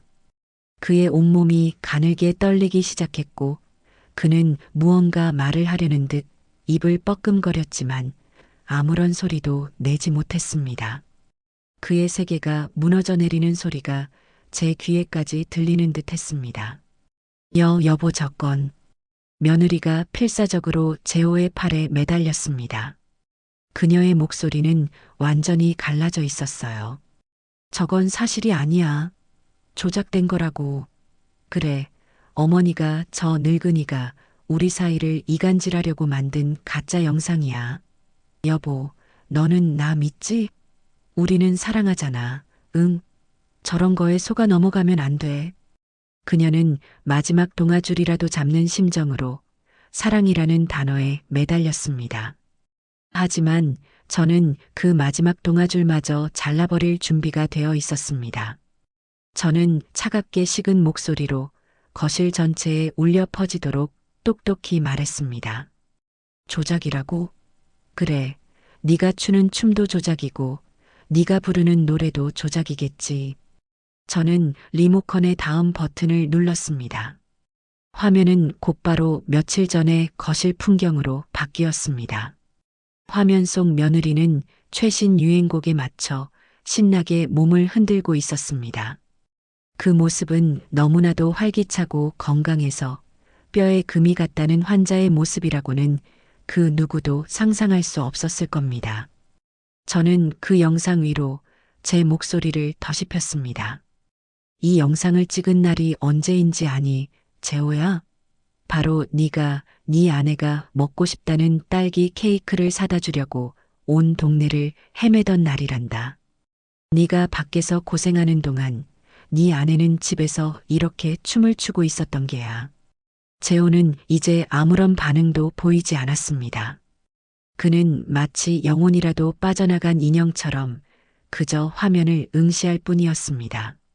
며느리는 비명을 지르며 TV를 끄려고 달려들었지만 저는 한 발 먼저 다음 영상을 재생했습니다. 화면은 어두워지고 며느리의 목소리만이 선명하게 흘러나왔습니다. 이번 회상에 보험금만 제대로 나오면 실장님 돈부터 깨끗하게 해결해 드릴게요. 보험금이라는 단어가 나오자 저는 테이블 위에 준비해 두었던 서류 뭉치들을 재호의 눈앞에 하나씩 펼쳐 놓았습니다. 며느리가 사고 직전에 가입했던 4개의 보험 계약서, 그리고 재호의 통장에서 매달 수백, 수천만 원씩 빠져나가던 출금 내역서까지. 네 아내는 너를 사랑해서 결혼한 게 아니다. 네 돈, 그리고 내 돈을 보고 결혼한 게지. 네가 벌어다 주는 돈으로는 성에 안 차니 노름을 하고 사채를 쓰고 이제는 네 다리까지 부러뜨려서 보험금을 타내려 했던 게다. 이것이 바로 네가 그토록 믿고 사랑했던 네 아내의 진짜 모습이야. 며느리는 이제 모든 것을 포기한 듯 바닥에 주저앉아 머리를 감싸쥐었습니다. 하지만 이 잔인한 심판은 아직 끝나지 않았습니다. 저는 마지막으로 며느리가 맘카페에 올렸던 그 자랑스러운 게시글을 TV 화면 가득 띄웠습니다. 그리고 저는 제 평생의 모든 경멸과 분노를 담아 그 글을 소리내어 읽기 시작했습니다. 몸테크로 시어머니 등골 빼먹는 중 키읔키읔. 우리 시어머니 진짜 순진한 건지 멍청한 건지 키읔키읔. 남편은 원래 내 말이라면 죽는 신용도 하니까 구워 삶기 식은 죽 먹기고요. 어차피 남편이 다 막아줄 테니 걱정 없어요. 제가 한 문장, 한 문장 읽어 내려갈 때마다 그것은 날카로운 유리 조각이 되어 재호의 심장에 박히는 듯 했습니다. 마침내 제가 마지막 문장을 읽고 고개를 들었을 때 재호는 더 이상 서 있지 못했습니다. 그는 무릎을 꿇고 있었습니다. 그리고 잠시 후 온몸을 들썩이며 짐승의 울음소리와도 같은 통곡을 터뜨리기 시작했습니다. 그의 울음소리는 온 집안을 뒤흔들었고 그 소리를 듣고 있던 제 심장마저 갈기갈기 찢어지는 것 같았습니다. 이 모든 비극의 시작과 끝을 저는 그저 텅 빈 눈으로 지켜볼 수밖에 없었습니다.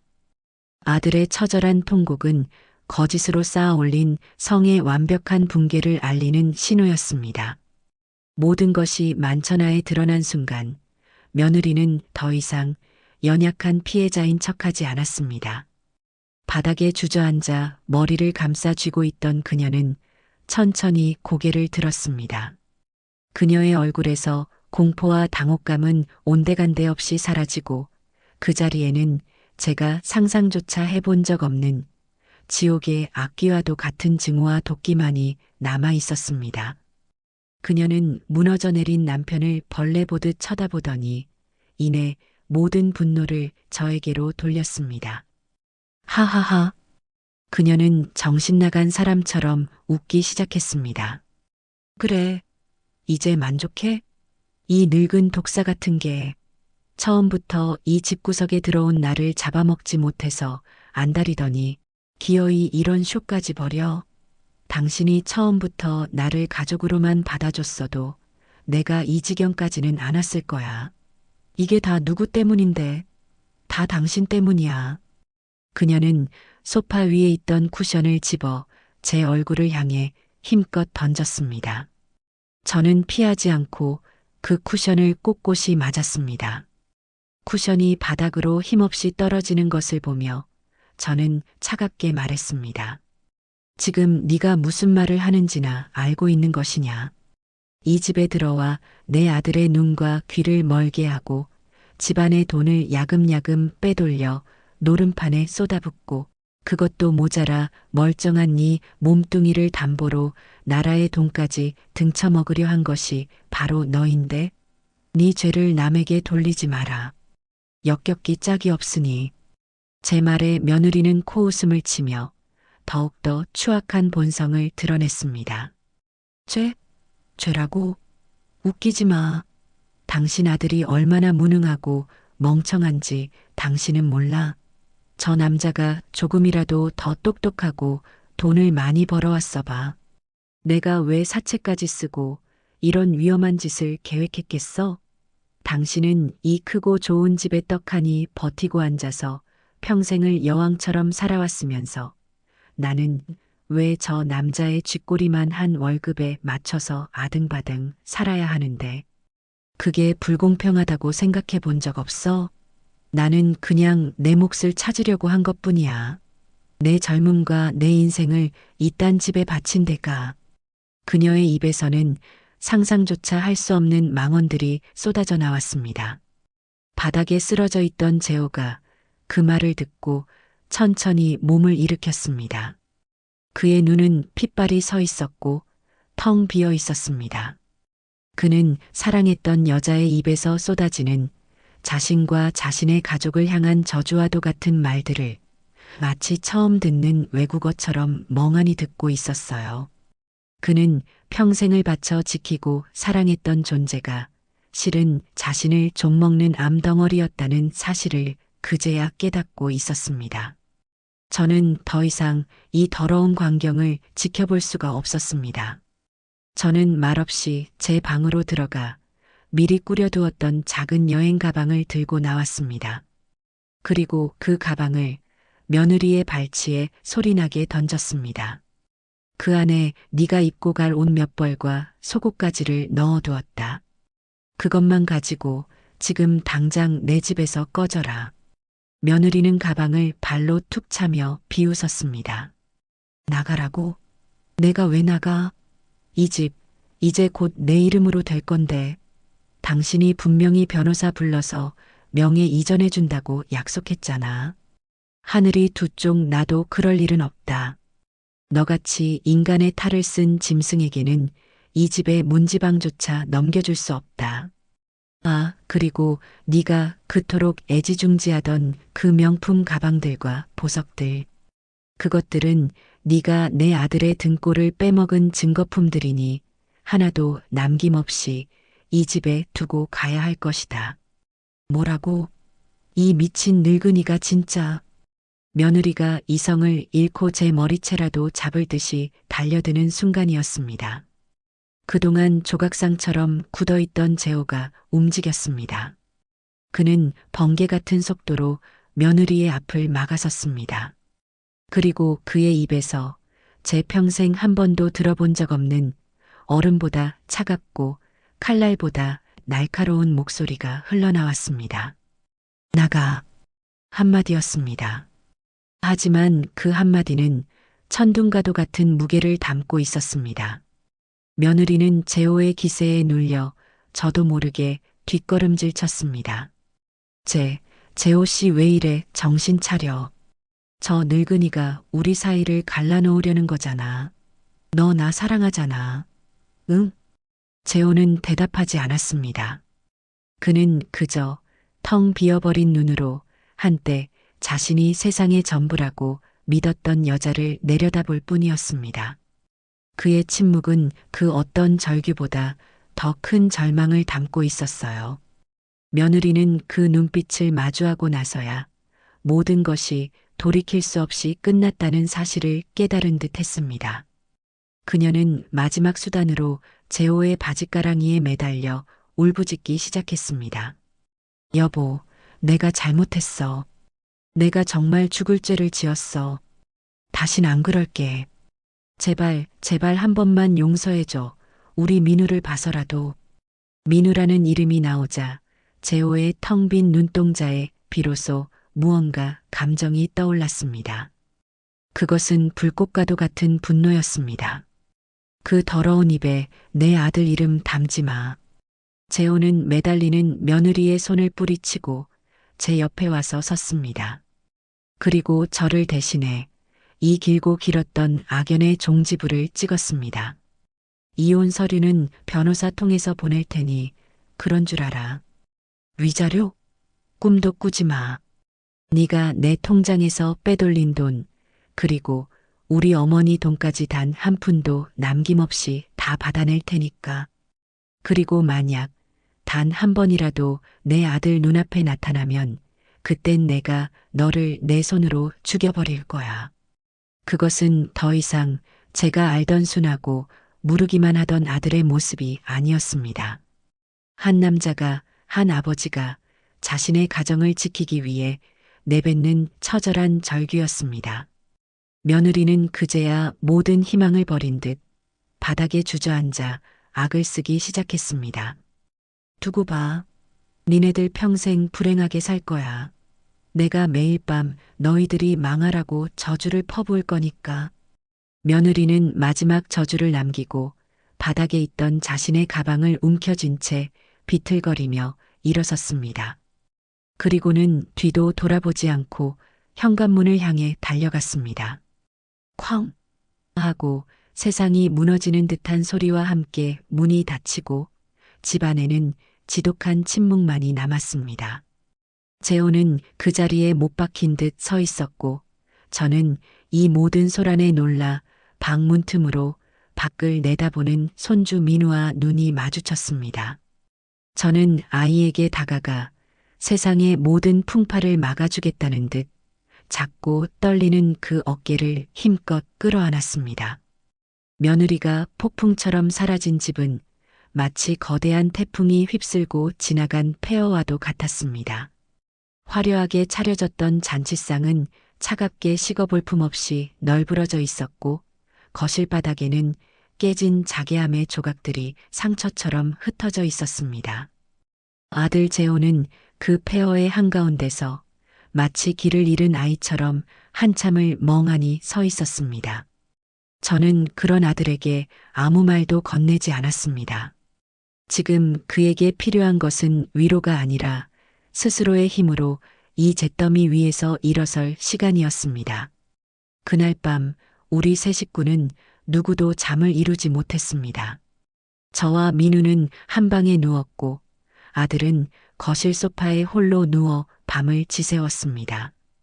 다음 날 아침 동이 트자마자 재호는 말없이 집안을 치우기 시작했습니다. 그는 어젯밤의 흔적들을 마치 자신의 기억을 지우려는 듯 꼼꼼하고 묵묵하게 쓸어 담았습니다. 그 모습을 지켜보던 저는 마침내 제 마지막 결심을 아들에게 이야기했습니다. 재호야, 이 집 팔아야겠다. 아들은 잠시 동작을 멈추고 저를 돌아보았습니다. 그의 눈에는 놀라움과 슬픔이 뒤섞여 있었어요. 어머니 하지만 이 집은 알아. 네 아버지가 평생을 바쳐 이룩한 곳이고 내 젊음이 고스란히 담긴 곳이지. 하지만 재호야, 좋은 기억보다 나쁜 기억이 더 많아진 집은 더 이상 집이 아니라 감옥이란다. 저 더러운 것의 탐욕과 거짓, 그리고 우리의 상처가 깃든 이곳에서 우리는 절대 행복해질 수 없어. 모든 것을 버리고 처음부터 다시 시작해야만 한다. 제 단호한 말에 아들은 한참 동안 말이 없었습니다. 그는 집 안 구석구석을 마치 처음 보는 곳인 양 천천히 둘러보았습니다. 벽에 걸린 낡은 가족사진, 자신의 키를 재던 문설주의 흠집, 그리고 며느리의 향수 냄새가 아직 희미하게 남아있는 안방까지. 그 모든 공간을 눈에 담은 그는 마침내 제게로 돌아와 깊게 고개를 숙였습니다. 네, 어머니. 어머니의 뜻이 그러하시다면 저도 따르겠습니다. 저도 더 이상 이 집에서 웃을 자신이 없습니다. 그날로 저는 부동산에 집을 내놓았습니다. 평생을 살아온 정든 집을 제 손으로 처분한다는 사실이 가슴 아팠지만 한편으로는 시원섭섭한 해방감마저 느껴졌습니다. 썩은 뿌리를 도려내야만 새로운 희망의 싹을 틔울 수 있는 법이니까요. 집이 팔리고 새로운 거처로 이사하기까지의 몇 달은 우리 가족에게는 상처를 치유하고 서로의 소중함을 확인하는 시간이었습니다. 아들은 놀라울 정도로 변해갔습니다. 그는 깨끗한 와이셔츠를 입고 출근하던 사무직을 그만두고 작업복을 입고 먼지를 뒤집어 쓰는 인테리어 현장에서 일을 시작했습니다. 매일 저녁 녹초가 되어 돌아오는 아들의 얼굴에는 고단함이 가득했지만 예전처럼 공허하거나 불안해 보이지 않았어요. 땀 흘려 일하는 정직한 노동 속에서 그는 잃어버렸던 자기 자신을 조금씩 되찾아가고 있었습니다. 그는 더 이상 민우에게 무심한 아빠가 아니었습니다. 주말이면 어김없이 아들의 손을 잡고 밖으로 나갔습니다. 함께 땀 흘리며 축구를 하고 서툰 솜씨로 김밥을 싸서 소풍을 갔습니다. 그리고 어느 날 저녁 아들은 민우의 앞에 조용히 무릎을 꿇었습니다. 민우야, 아들, 아빠가 정말 미안하다. 아빠가 너무 어리석고 나쁜 아빠였어. 우리 아들이 그렇게 힘들고 무서웠을 텐데 아빠는 아무것도 모르고 엄마 말만 믿었어. 아빠가 우리 아들을 지켜주지 못해서 정말 미안하다. 아빠를 용서해 줄 수 있겠니? 아들의 눈에서 굵은 눈물방울이 떨어졌습니다. 민우는 말없이 다가가 작은 손으로 아빠의 눈물을 닦아주었습니다. 그리고는 아빠의 목을 힘껏 끌어안았어요. 두 부자가 서로를 부둥켜 안고 한참을 그렇게 있었습니다. 그 모습을 바라보며 저는 비로소 제 힘겨웠던 싸움이 진정한 승리로 끝났음을 깨달을 수 있었습니다. 마침내 우리는 정들었던 2층 집을 떠나는 날을 맞았습니다. 텅 빈 집은 생각보다 훨씬 더 넓고 낯설게 느껴졌습니다. 저는 집안 곳곳을 둘러보며 남편과 함께 웃고 울었던 지난 세월과 조용히 작별 인사를 나누었습니다. 저는 집을 판 돈으로 민우와 함께 살 아담하고 햇볕이 잘 드는 아파트 한 채를 얻었습니다. 그리고 아들에게는 작은 오피스텔 한 채를 얻어주었습니다. 이건 주는 게 아니다. 네가 독립해서 민우에게 떳떳한 아버지가 될 때까지 내가 맡아두는 거다. 언젠가 네 힘으로 이보다 더 좋은 집을 마련해서 민우와 나를 초대해야 한다. 알겠니? 아들은 말없이 고개를 끄덕였습니다. 그의 눈에는 감사함과 함께 반드시 그렇게 하겠다는 굳은 의지가 담겨 있었습니다. 새로운 집에 이사 온 첫날 저녁, 저는 아들을 저희 집으로 불렀습니다. 이삿짐도 다 풀지 못해 어수선했지만 저는 작은 냄비에 된장찌개를 끓이고 냉장고에 있던 계란으로 투박한 계란말이를 만들었습니다. 화려한 잔치상도 값비싼 그릇도 없었지만 우리 세 식구는 조촐한 식탁에 둘러앉아 그 어느 때보다도 맛있는 저녁을 먹었습니다. 식사를 마친 뒤 저는 베란다 창가에 서서 바깥 풍경을 바라보았습니다. 예전 집처럼 넓은 정원은 없었지만 창문 너머로 보이는 도시의 불빛들이 보석처럼 아름답게 반짝이고 있었어요. 재호가 제 옆으로 다가와 섰습니다. 어머니, 감사합니다. 그리고 죄송합니다. 됐다. 이제 죄송하다는 말은 그만하거라. 그 대신 앞으로 네 삶으로 증명해 보여라. 얼마나 멋진 아들인지, 얼마나 훌륭한 아버지가 될 수 있는지를 말이다. 저는 아들의 어깨를 두드려 주었습니다. 제 옆에서는 민우가 뭐가 그리 좋은지 새로 산 크레파스로 스케치북에 그림을 그리고 있었습니다. 아이가 그린 그림 속에는 작은 아파트 창문 아래 세 사람이 손을 꼭 잡고 활짝 웃고 있는 모습이 담겨 있었습니다. 저는 가족을 잃은 것이 아니었습니다. 가족이라는 이름의 허울을 깨부수고 비로소 진정한 의미의 가족을 되찾은 것입니다. 비록 많은 것을 잃고 돌아왔지만 우리에게는 돈으로 살 수 없는 서로에 대한 믿음과 사랑이 남아 있었습니다. 그것만으로도 앞으로의 험난한 세상을 살아갈 이유는 충분했습니다. 창밖의 별들이 상처를 딛고 일어선 우리 세 식구의 새로운 시작을 축복해주는 것처럼 유난히 따뜻하고 다정하게 반짝이는 밤이었습니다. 그 지옥 같던 폭풍이 지나가고 꼭 1년이라는 시간이 흘렀습니다. 계절이 4번을 꼬박 바뀌는 동안 우리의 삶에도 많은 것들이 변했어요.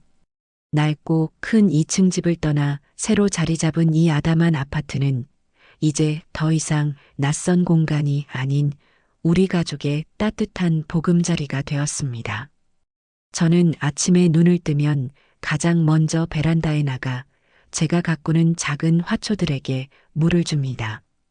파릇파릇 돋아나는 새순을 보고 있으면 우리의 삶도 저 화초들처럼 다시금 생명력을 되찾고 있다는 생각에 마음이 절로 평화로워져요. 가장 큰 변화는 역시 아들 재호에게 찾아왔습니다. 처음 몇 달간 아들은 죄책감과 상실감에 시달리며 힘겨운 시간을 보냈어요. 밤마다 거실에서 홀로 술잔을 기울이는 날도 많았고 잠을 자다가 악몽이라도 꾸는지 끙끙 앓는 소리를 내기도 했습니다. 저는 그런 아들을 섣불리 위로하거나 다그치지 않았습니다. 그저 묵묵히 아침마다 따뜻한 해장국을 끓여주고 달아빠진 아들의 작업복을 깨끗이 빨아 개어 놓을 뿐이었죠. 상처에 새살이 돋아나려면 충분히 아파하고 스스로 이겨내려는 의지가 필요한 법이니까요. 시간이 약이었을까요?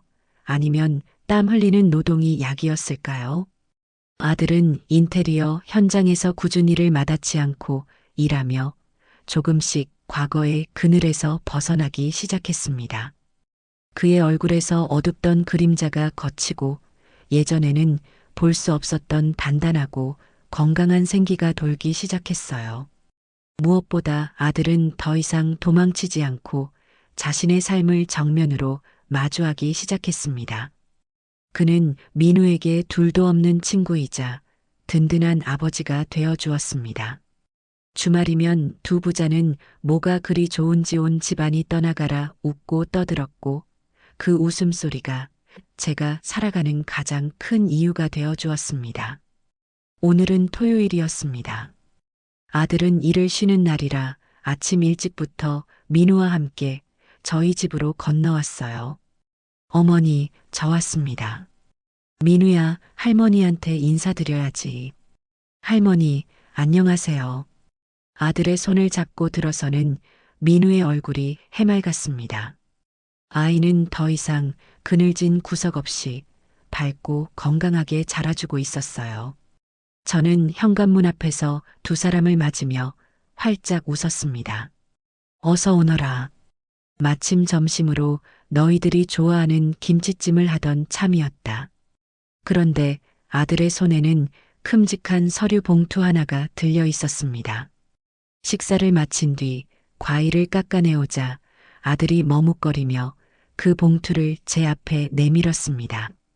어머니, 이거 받으세요. 봉투 안에는 은행에서 발행한 수표 한 장과 깨끗하게 정리된 통장 하나가 들어 있었습니다. 수표에 찍힌 금액은 작년에 제가 아들에게 오피스텔 보증금으로 빌려주었던 바로 그 돈이었습니다. 재호야, 이게 어머니께 빌렸던 돈입니다. 밤낮으로 정말 열심히 일했어요.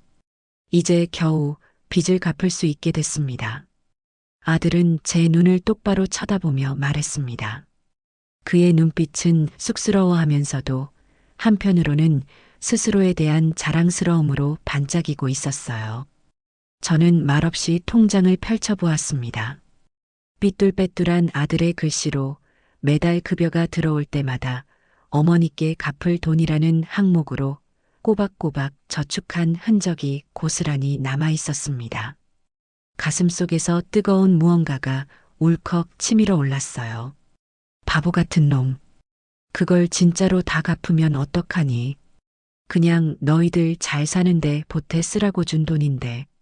아닙니다, 어머니. 이 돈은 단순한 빚이 아니었어요. 제가 다시 일어설 수 있다는 제 자신과의 약속이었습니다. 그리고 무엇보다 어머니께 제가 달라졌다는 걸 꼭 보여드리고 싶었어요. 아들은 이제 제게 돈을 빌려가던 철없는 아들이 아니었습니다. 자신의 힘으로 가정을 책임질 줄 아는 늠름한 가장이 되어 제 앞에 서 있었습니다. 저는 수표를 다시 봉투에 넣어 아들의 손에 쥐어주었습니다. 이 돈은 다시 너에게 빌려주마.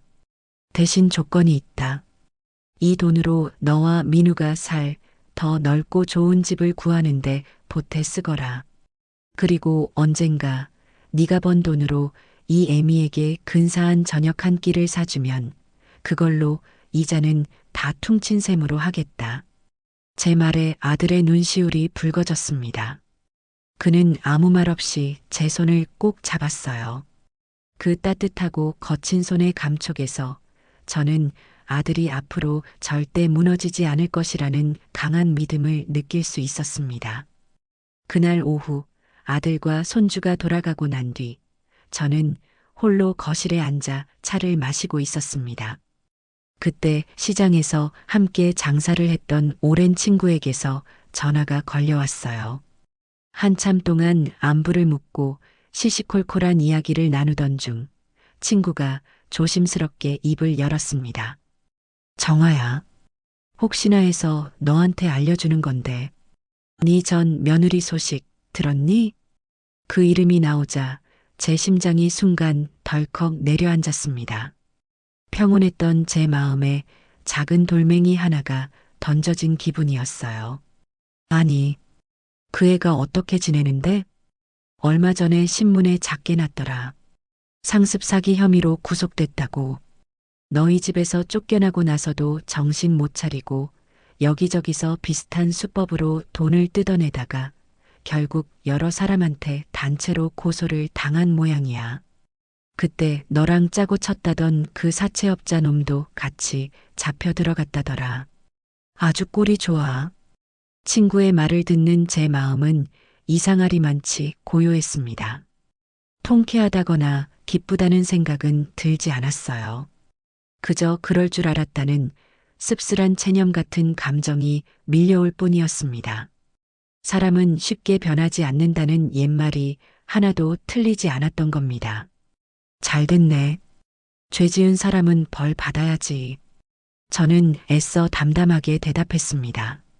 친구는 제 마음을 아는지 모르는지 한마디를 더 보탰습니다. 그러게 말이다. 아무튼 너는 이제라도 그런 독사 같은 거 떼어내서 정말 다행이다. 하늘이 도운 게지. 전화를 끊고 저는 한참 동안 창밖을 바라보았습니다. 하늘이 도운 것이었을까요? 어쩌면 그랬을지도 모릅니다. 하지만 저는 제가 제 가족을 지키기 위해 싸웠던 그 시간들을 후회하지 않았습니다. 독사를 품에 안고 평생을 불안에 떨며 사는 것보다 한 번의 아픔을 겪더라도 과감하게 그것을 내던져 버리는 것이 훨씬 더 현명한 선택이었으니까요. 저는 이 소식을 재호나 민우에게는 전하지 않기로 마음먹었습니다. 그들의 새로운 삶에 더 이상 과거의 어두운 그림자를 끌어들일 필요는 없었으니까요. 그 여자는 이제 우리에게 존재하지 않는 사람이 된 것입니다. 저녁이 되자 재호에게서 영상통화가 걸려왔습니다. 화면 속에는 민우와 함께 저녁을 먹고 있는 아들의 모습이 보였습니다. 할머니, 저 오늘 아빠랑 떡볶이 만들었어요. 맛있어요. 민우는 입가에 고추장 양념을 잔뜩 묻힌 채 화면 속의 저를 향해 손을 흔들었습니다. 그 뒤로 보이는 아들의 작은 오피스텔은 비록 좁고 낡았지만 두 부자의 웃음소리로 가득 차 따뜻하고 행복해 보였습니다. 그래, 많이 먹어라. 우리 강아지들. 전화를 끊고 저는 자리에서 일어나 베란다로 나갔습니다. 서늘한 저녁 공기가 기분 좋게 뺨을 스쳤어요. 도시의 불빛들이 하나둘씩 켜지며 밤하늘의 별처럼 반짝이고 있었습니다. 저는 저 수많은 불빛 중 하나인 제 아들의 집을 상상해 보았습니다. 저는 문득 집이란 무엇일까 하는 생각을 했습니다. 예전에 저는 넓은 마당이 있는 2층 집이 좋은 집이라고 생각했습니다. 하지만 이제는 압니다. 진짜 좋은 집은 건물의 크기나 가격으로 정해지는 것이 아니라는 것을요. 서로를 믿고 아껴주는 가족이 함께 모여 웃을 수 있는 곳. 그곳이 바로 세상에서 가장 크고 따뜻한 집이라는 사실을 말입니다. 저는 제 작은 아파트와 아들의 작은 오피스텔을 떠올리며 미소 지었습니다. 우리는 가장 큰 것을 잃고 나서야 비로소 가장 소중한 것을 얻게 된 것인지도 모릅니다. 창밖으로 불어오는 상쾌한 바람을 맞으며 저는 제 옆에 있는 사랑하는 아들과 손주의 행복한 미래를 조용히 기도했습니다. 그것으로 충분했습니다. 더 이상 제 삶에 폭풍은 없을 겁니다.